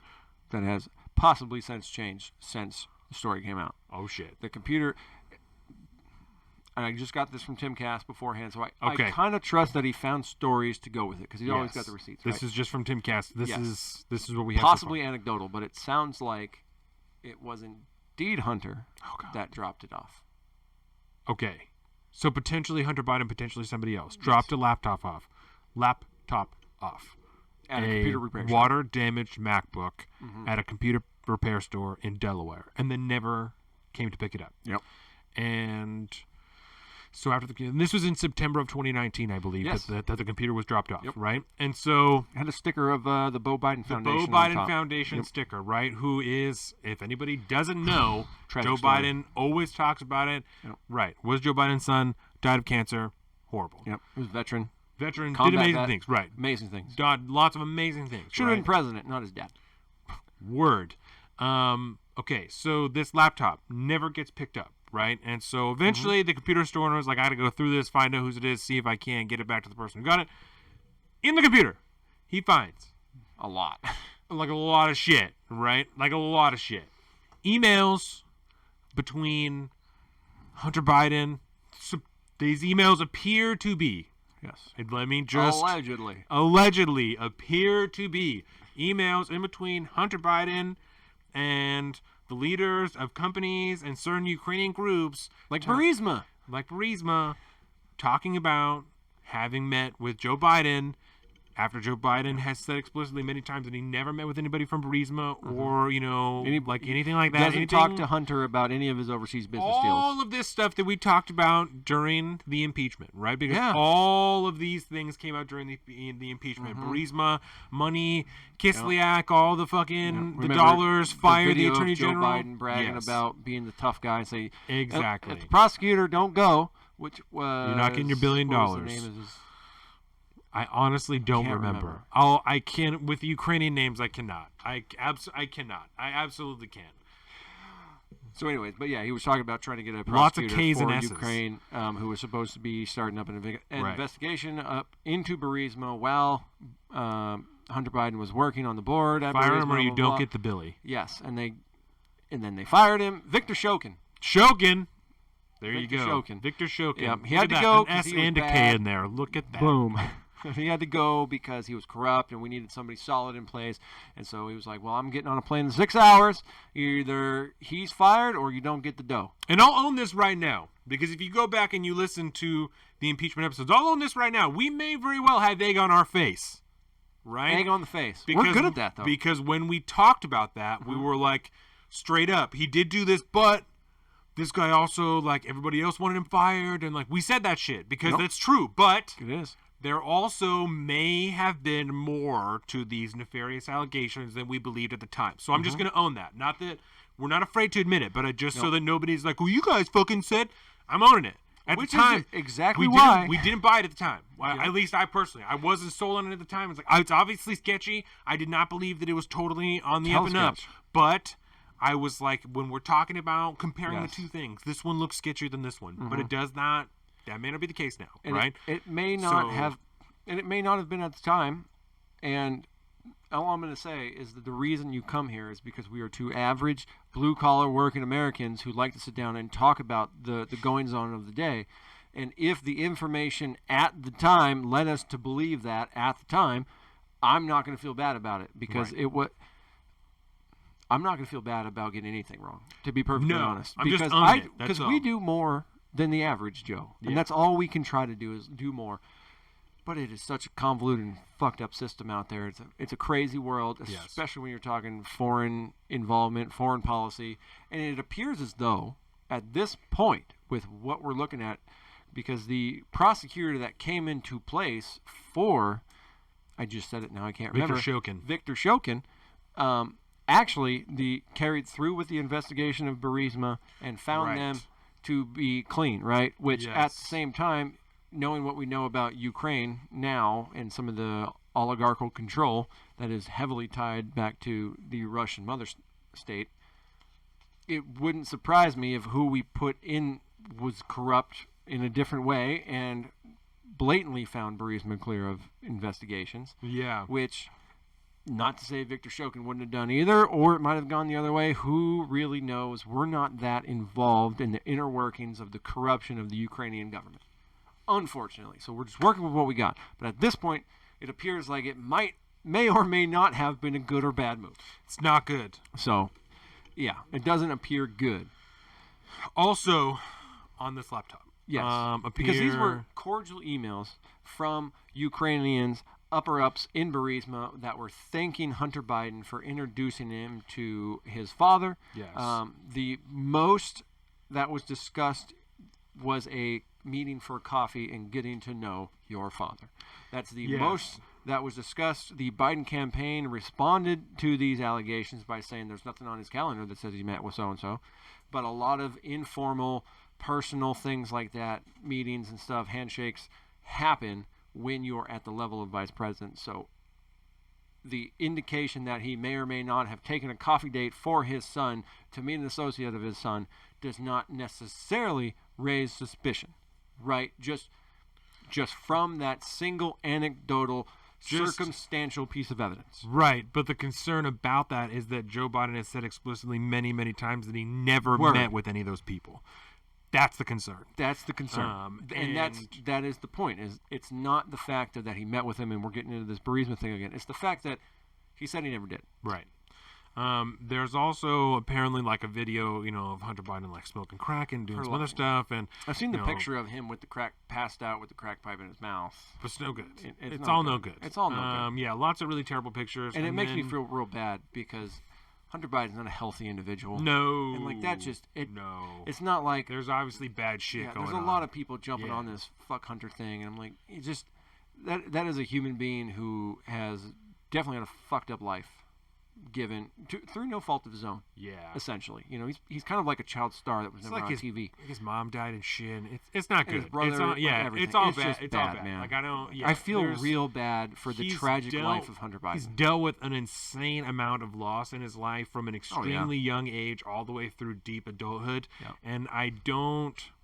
Right. So I agree with you. I'm also hesitant to that's why I'm not dragging them out. I'm like, these are also things that are on there because I don't want to leave them out because they were on there. But I also am not trying to air his shit out because it's unfortunate that his father is a politician and so everybody in the world is paying attention to what he's doing. And but we've talked it's about also provided him with opportunities to get millions and millions and millions of dollars that he probably should not have got. Which we've talked about before, right? Right. And whether or not that's a tough call. Yeah.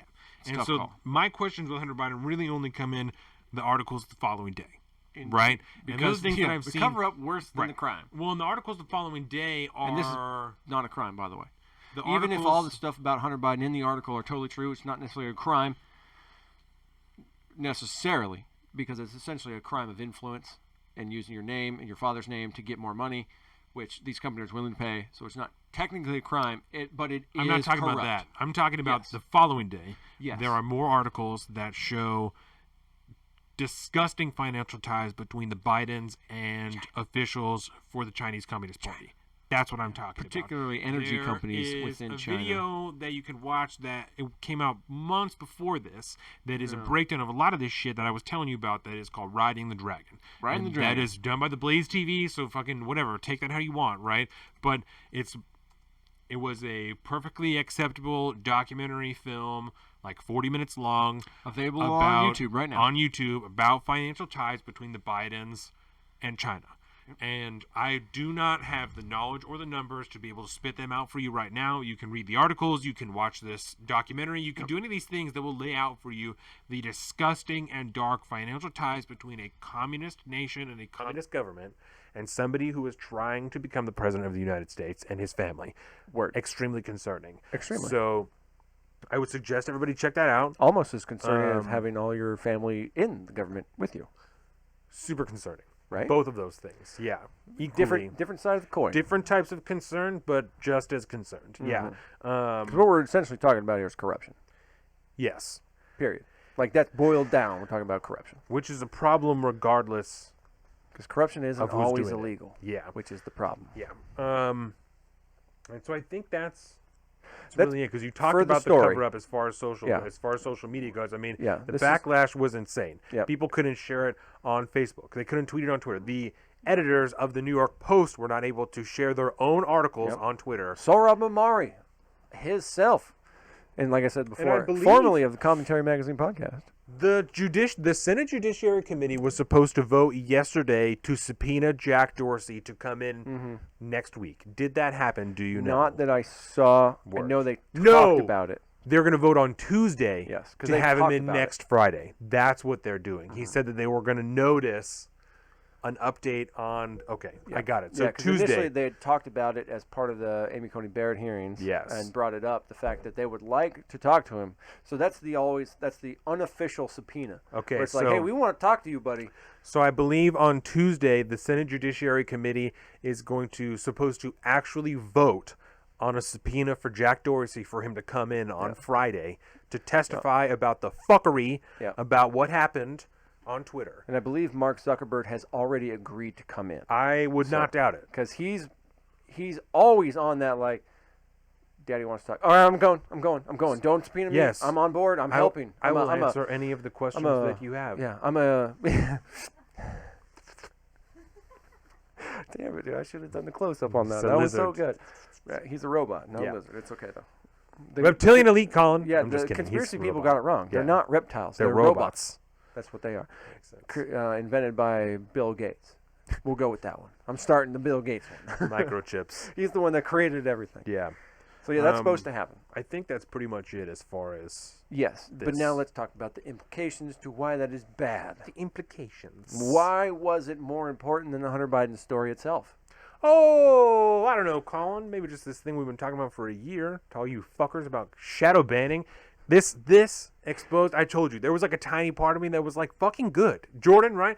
Sitting in the kitchen with my wife. She's talking about how she's like genuinely deeply disturbed that she's like seen with her own eyes the manipulation from what we call like the tech overlords and the influence they have on people's ability to share information. Check. And she's telling me, and I'm having a hard time even like sympathizing with her because I'm just like, I fucking told you fuckers. I've been fucking telling you. I've been saying it. We've been talking about it the whole time. That this is happening. We're not conservatives. We're not right wing. We're not being ridiculous. This isn't radical. We're not trying to radicalize anybody. This is all legitimate. We're sharing unbiased information that people don't want you to know. There are people that are, even if it's not that, there are people that are controlling what you get to know. And I don't. People or algorithms. Person. And algorithms are built by people. So algorithms, by definition, have a bias if you subscribe to inherent bias. So if you are a prescriber of understanding that inherent bias is everywhere, then you have to understand that an algorithm, by definition, is biased for whatever their creators and wanted if you're them on to be Twitter biased for. and you're looking at the home instead of your latest tweets, you are 100% looking at what the algorithm wants you to see instead of an unfiltered, quote unquote, Twitter feed, because apparently they can still fucking do it and you just don't know about it. But there are so many people that even my own Twitter, like once a week, it'll just switch me back to home, and I have to change it back to the latest tweets instead of home so that I can just see my feed instead of the top tweets. Yeah. And people don't And even fucking know. if you want to partake of some media that will kind of more or less clue you into what we're talking about in a 100% non-conspiratorial mindset, and you can learn some of what originally got. That's why I've been preaching about the ad model and shit like that and how terrible it is, and we got to get away from it as far as the internet is concerned. But watch on Netflix The Social Dilemma. It is an amazing little. I mean, and I have my problems with the documentary itself. You know, there's that whole fictional storyline they have running throughout the whole thing, which is just so over it's the not top and perfect, stupid. but there's a lot of good information there in is. And it, from insiders. And from everything that we've known from watching all this stuff over the last for years at this point, like you just go, I mean, it was 100% confirmation bias to me. I was like, check. Yeah, thank you for talking about that. Thank you for talking about that. So watch that and you'll have a better understanding of why the system is in place. Because what we're talking about isn't essentially why the system is in place, but it's dealing with the system and the algorithms itself, which is manifesting itself in the common term that we use called shadow banning. Yeah. And what that actually is. Because what this Hunter Biden story did was put a fucking magnifying glass to what shadow banning is. And it's probably a little bit more belligerent. It's probably a little bit more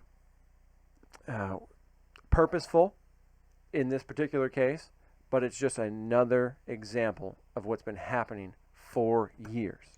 And this is probably the biggest platform that's ever happened on. Is they hit accounts that were the biggest it's ever. They hit federal accounts. Right.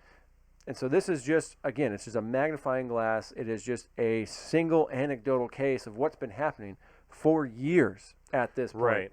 And now it's just right there, crystal clean, for the entire world to see what has been happening. When it not only exposes that it's happening, but that there's a political ideology and bias behind it. Yeah. And that is... Because if this was...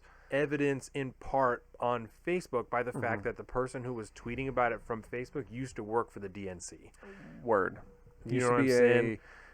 something remember the high. I title, don't but remember yeah. yet, but something One high of up the at the higher DNC, ups. and now Yeah. he's working for Facebook, telling people, deciding what content can and can't be shared. Yep. I don't believe that somebody who used to be a chair or high up at the DNC is going to be able to be, or wants to be, completely objective in the position that they hold at a technology company. I don't believe that. I don't Love believe politics. that. Are we a part of any party on any realistic, fundamental, not. powerful position? No. I am even registered as independent. So within that, unbiased, right? I mean, implicit bias right there. Yeah. If you're a believer in implicit bias, you have to believe that that is the motivation of what's behind this. And so again, not only the political ideology behind it, but also a window into why for so long shadow banning has been dismissed as a right-wing conspiracy, because the people who are doing it belong to a left-leaning ideology. And so it's Who easier usually control the levers of television, delivery of movies, media, Hollywood, yeah. the construction and Like, they may release not of be the almost ones- all pop culture Yeah. is out of a leftist viewpoint 100%. and not from a conservative viewpoint. And it's not even Ben so Shapiro much wrote a that whole book about that. he did, and it's a great book, by the way. But it's not even like the people at the top of these companies necessarily. It's the cultures that are within these companies that have these people in there that have the ability to disseminate the information that the world at large is intaking. Yeah.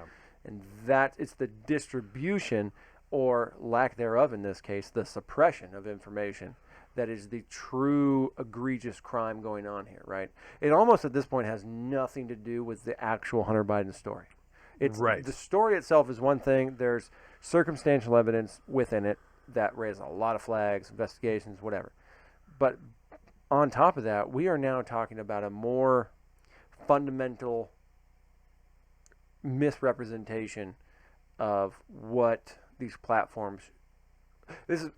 We'll put it this way. This is a chance for the platforms. They are at a crossroads at this point.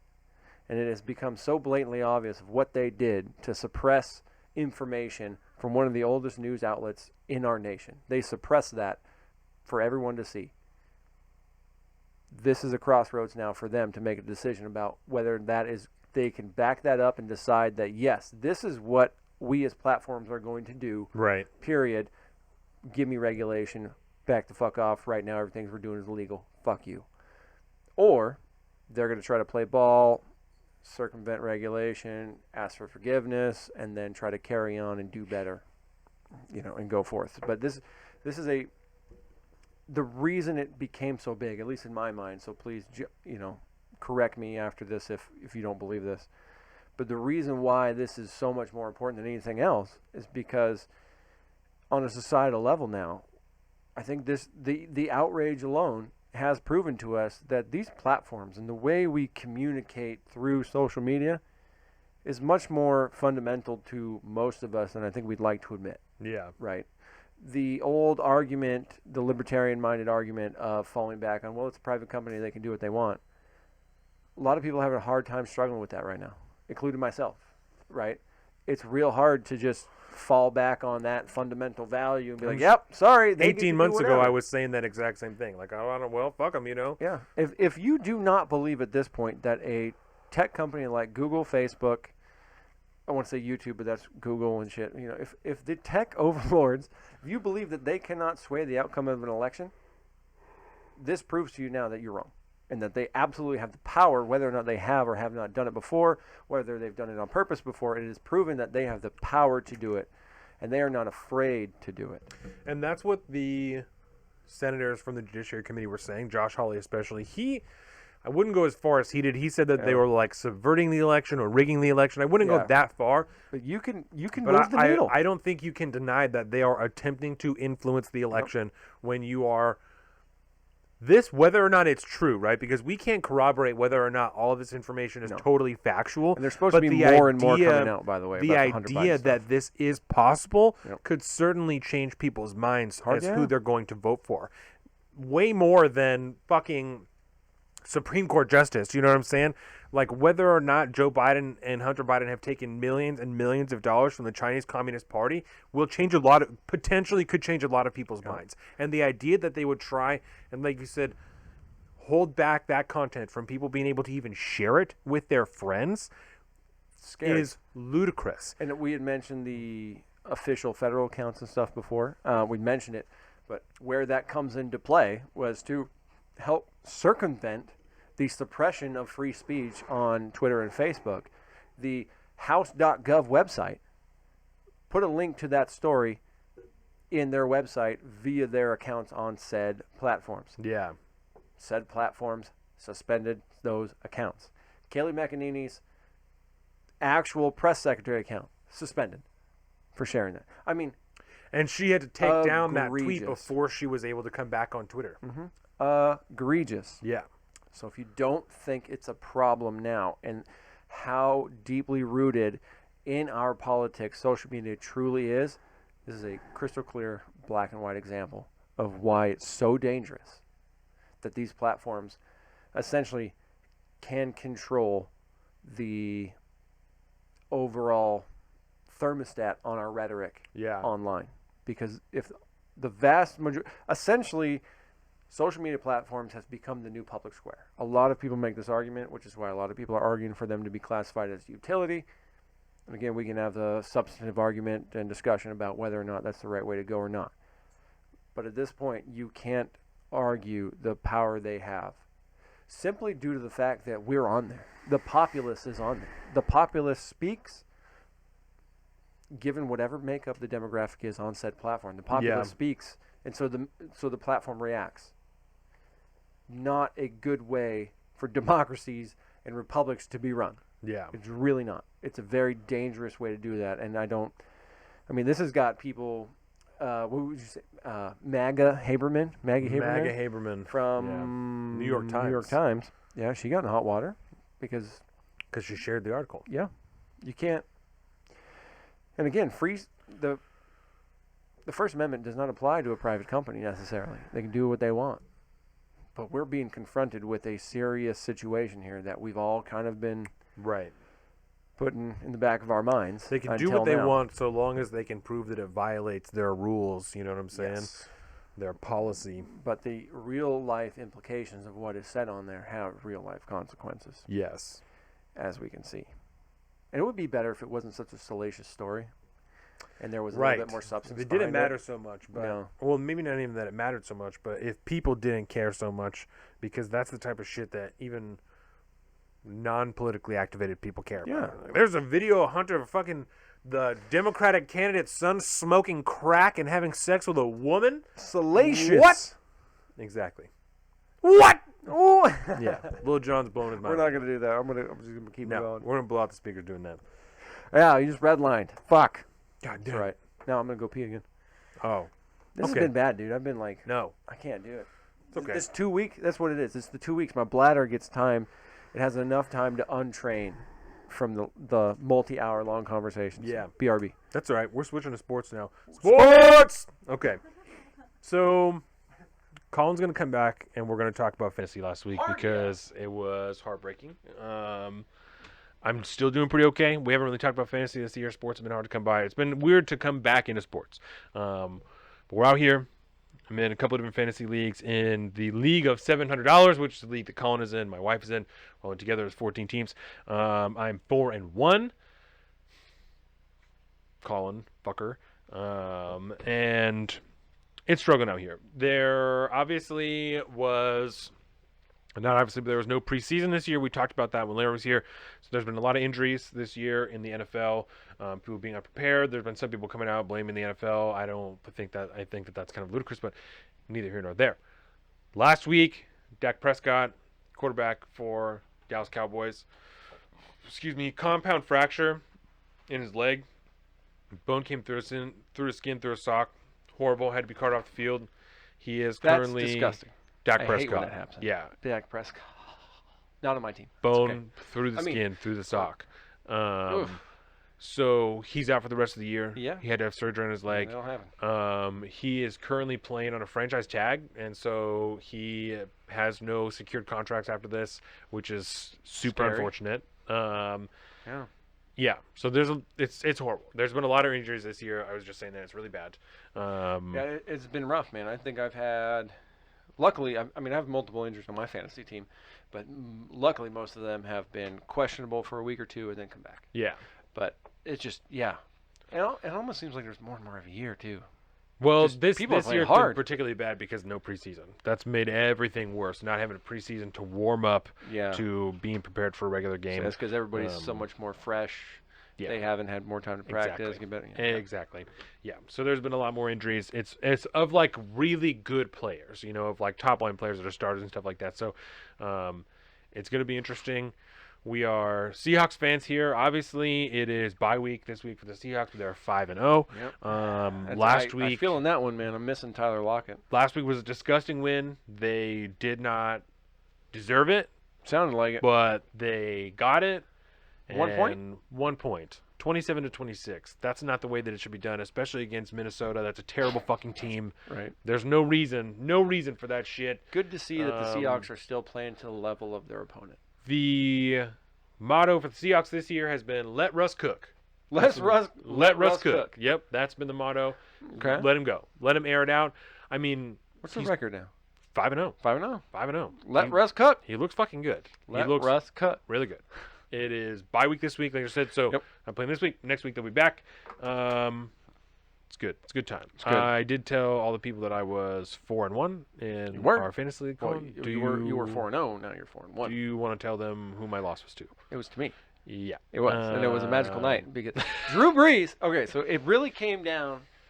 Was like 12 points. It was a shit show, right? And was it came horrible. down to a 12-point spread between you and I. You were leading by 12 points. I don't know if that's what it was. I'm just gonna go off of that because that's it felt like a Grand Canyon away from. I victory, think that right? I think that I only had you by like maybe 15. Yeah, and I needed to get a bunch more Yep. points, and Yeah. I needed you to do 15 poorly. sounds about right. Yeah.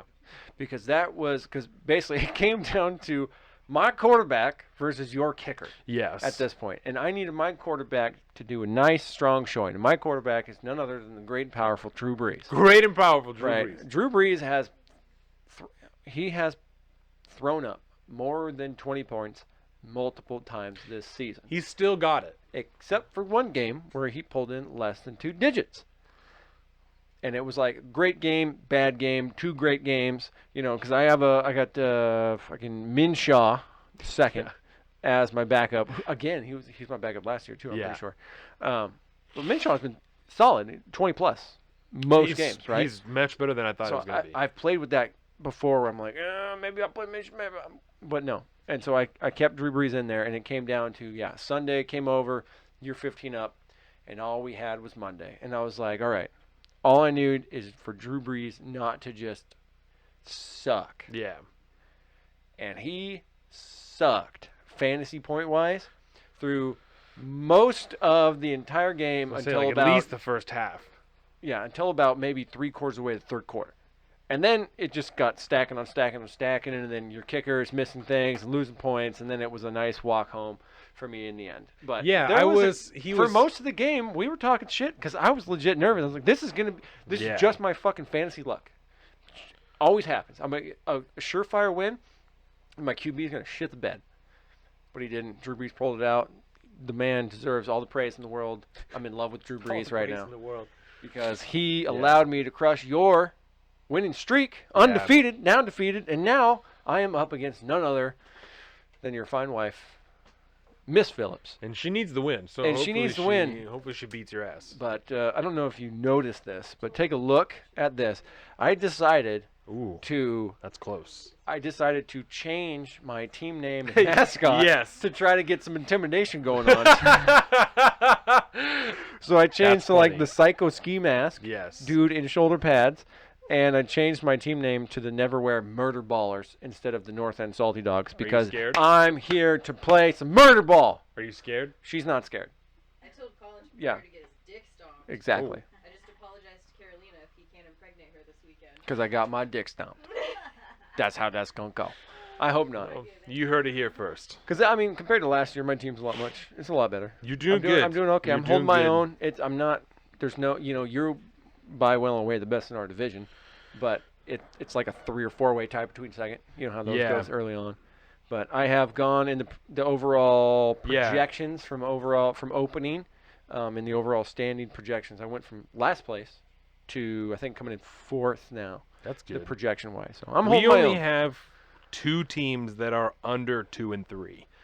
Uh-huh. So most teams are doing okay. Yes. You know, there's like only It's a tough one, league two, this year. three- It's a tough there's division. 5 teams that are 3 and 2. Yep. I'm 4 and 1. Cody's the only team left that's 5 and 0. Yep. And then everybody else, there's 2 and 3. And of course, one of my Jordan's one, losses not was this total Jordan, but bullshit, by the way. Jordan A. Jordan I don't- A. Yeah. The other Jordan. Yeah. The comeback kid. He's 1 and 4. Who's Rip And then- Quan again? That is Joe. Yeah, Joe can go himself. I'm playing Joe this week. Yeah, Good. I'm trying to fucking beat Joe. Because that game, because I think that was the game in between the show, Yes. right? It was the one right after the show, I think, last Yes. year, or last week, 2 weeks ago. But Yeah. he was like, I walked into that cocky, man, because his team has been pretty trash. Motherfucker put up almost 200 points. Every once okay? in a while, yeah. Quarterback getting like 45 points. I was angry. It's rough out here. That's part of, not to discount it, but that's part of why you won last week, because I had Matt Ryan, he had 6 points. Yes, he My did. quarterback gave me Yeah, 6 he fucking did. points last week. 0 touchdowns. Talking about quarterbacks, not letting even you down. 250 yards, and then a pick. It was horrible. My kicker last week at one point was like negative points because Yeah, he missed his first kick. I think it was and- 2, right? No, Throughout the whole he game? missed his first kick and then had to make 2 to get points because he had made an extra point to get back to 0 and then kicked a field goal to get like 3 points. I really just needed him to kick like 2 or 3 field goals of a Yep. decent distance. Oh, yeah. Because if in our league, right, it's all done differently. I'm trying to vote again next year to get kickers out of this bitch because I'm so fucking tired of all this nonsense with the kickers. I tried to Coming last down to a year, and kicker. like 10 people voted to keep kickers, and I was like, Yep. "You've got to be fucking kidding me!" I thought it'd be way easier than A that. kicker can sway your point. It can by 10 points, easy. It was easier. If you get a solid, I've to had shift more than people- 10 points, more than one game Just this a year, crazy kick just on game? my kicker. So it is a fucking wild I card. hate it. And they almost have no sway over the game necessarily. They just add 2 the points. team Yeah. puts them in the position to make them win or lose games. Yeah. And then it is a coin toss about whether or not they're going to win or lose the game. So that should be part of the argument for next year. We're getting rid of kickers. We're gonna every year. It's a wild card, just- man. I was explaining, Jordan and I were explaining fantasy football and kind of our league to John and Olivia, you know, because they were every time we talk about it, they're like, "Oh, fucking fantasy football." I'm like, no, like this is like a legitimate thing that we do. Oh, yeah. Like there's always, There's you know, millions and millions of dollars that get transferred during yes. fantasy season. There's also the last 2 years we've done it. We've had like legitimate votes before the draft of things that we're going to change in the league and Yep. what people like and what they don't like. Like last year, you know, we switched to the fab system with the dollars and everything. Yep. It was easier to switch to the fab system than to get rid of kickers. Right. What the fuck is that? What the fuck is that? I don't understand it. Anyway, so worked yeah, out so well we for me have so far. there's a whole voting process for everybody, and then there's always a fun way to figure out what the draft order is going to be, and then the draft, it's a whole deal. Let's look at the playoffs real quick. That's what I was going to do. Look at the playoffs. And then playoff picture, league. Oh man, we should have pulled up the league fucking on ESPN.com before this happened. I didn't even. Well, now you'll have to like log. Oh, I guess it'll be. If you know what your, It should autofill. I was gonna say if you know what your login stuff is, then we can. We can I jump didn't on even here real think quick. about that. Yeah, That's not it. that should be it. Fucking Google put an IMDb link at the top. That was genius. Are your teams on here? No. Oh, they should be. Yeah. Yeah. There it is. Word. There it is. Perfect. And Turn is over this gonna fantasy. show up on the? No, it won't. Oh. But you can. Yeah. Sorry, I don't know if you just want to look at it or. No, I thought that it was gonna show up on the actual stream. That's true. Um, I can. Yeah, I No, try to that's do okay. that. I'm trying to work there. It's just the audio keeps no, keep that's dropping every time I totally do that. fine. We'll just talk about it. Playoff bracket right now. It is fucking Look at the projections. Cody and Officer Brian, who rejected a trade for me yesterday. What the fuck, Officer Brian? There's like garbage no trade. trades. I'm trying to hustle out here. No, I one. traded. I traded for That's like the somebody. only one I think. Yeah. After that, it is Casey I picked up Todd Gurley. and fucking Joby, and then Lacey and Morgan, and me and you. If the playoffs started today, you and I would be playing in the first round of the playoffs because I'm the 2 seed and you're the 7 I don't like seed. that concept. You're like in the 7 of Yeah. Ooh, 141.70. See, that's fucked. You got into the hundreds as far as your points went last week. Yes. 141.74, and I went 153.8. Yep. We also do decimal scoring in this because that's I at that don't know point if I've single noticed that. yards. Yeah. Yards. Chad lost by like 0.3 fucking points last week. I think that was my first game this year. I less than lost a to whole Isaiah by less than a Horrible. tenth, Yeah. It sucks. if I remember but right. it makes shit way more fun. And then Yeah. it's not left up to like tiebreakers and whatnot. It's done to the decimal points, which is cooler, I think. That is good. So Yeah. Versus because the tiebreakers can feel. robbed. You Yeah. feel robbed. Especially a lot of them go to like bench and shit. We've had a couple issues with tiebreakers Yeah. in the beginning years of the league. It's worth it. I'm doing really good in most of my leagues. I'm trying to win cash, bro.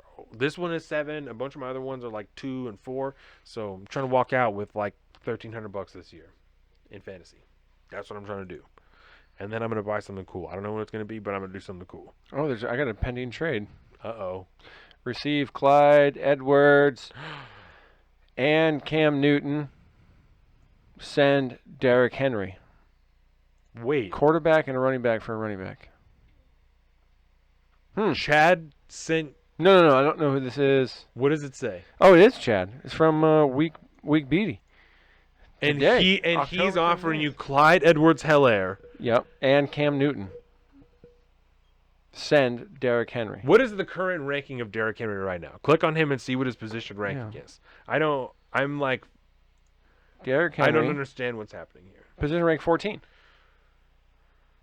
That seems weird. That's like, Does he want to give you a blowjob too?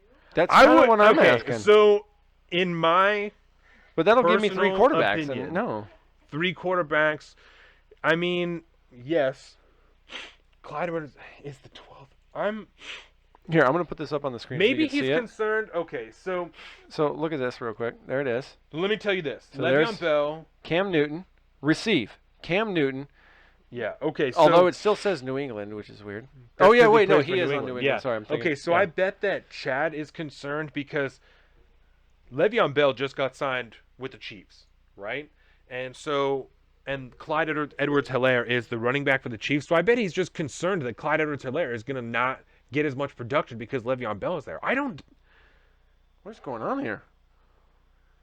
I don't know. I don't know what to do about that. I think that you can look up like What's a his trade history. Yeah, you can look up a trade calculator. Oh, shit, And man. it will you go down. Yeah, look at that. 19, 13, 18, 12. Like that's not bad. Compared Do you know to what I'm Derek, saying? what's Derek throwing up?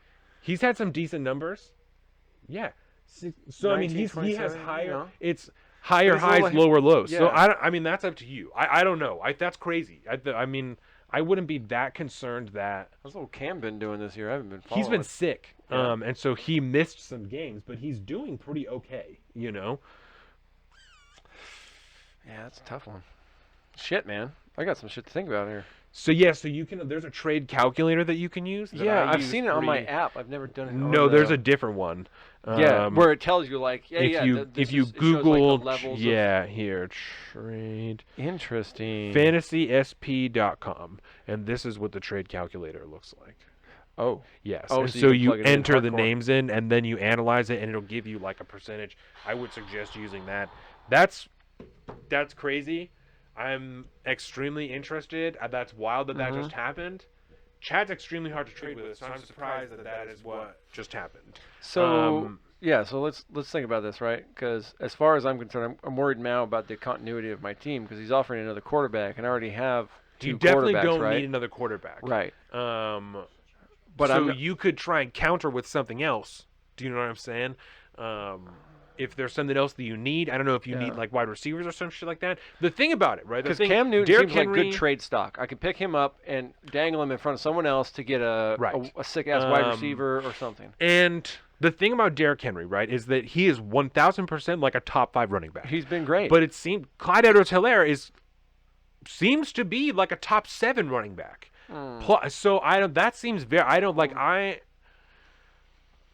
I understand the concern because Le'Veon Bell is going there, but he's not produced for shit when he was playing for the Jets, and so I don't see him taking over a bunch of playing time since Clyde Edwards-Helaire's been doing good.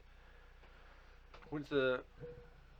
Yeah, because I bet you this would be the first week that Le'Veon Bell's going to play in the Jets. And so I you're bet not you going he to know wants to for trade certain, before the game. Oh, I'm sure. And you're not going to know for certain how much of a role Le'Veon Bell's going to have until probably 2 weeks after he's there.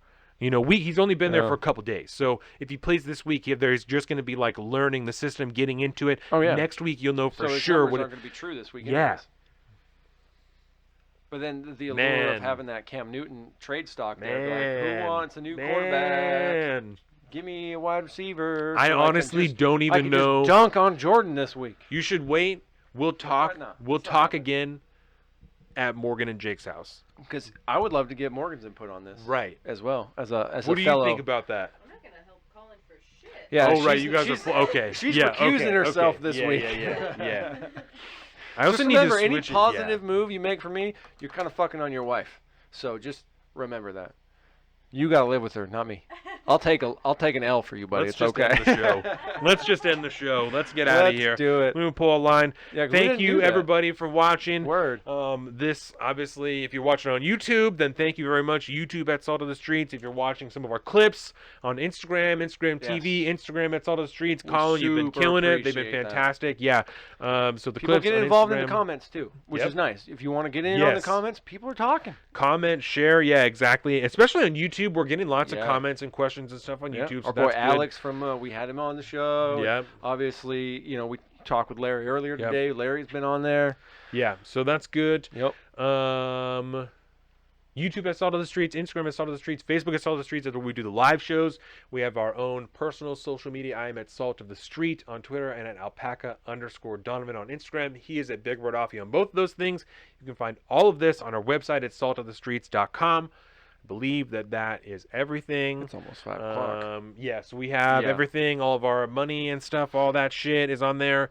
Everything. All of our money. I mean, like, we have like a Cash App and stuff so like that can, from Salt of the Streets and Venmo like and whatnot. If you want to donate in that to way, help make all the nice things. I mean, we've been doing a lot of upgrades in the studio and all that. None of that stuff is free. So, the best way for us to stay unbiased, the best way for us to not have to take ads or sponsorship from anybody else other than our consumers, our listeners. And if you want us to be unbiased, you can go ahead and I lobby don't even know what me to call any of these listeners. That's what's the least shilling way to refer to the people.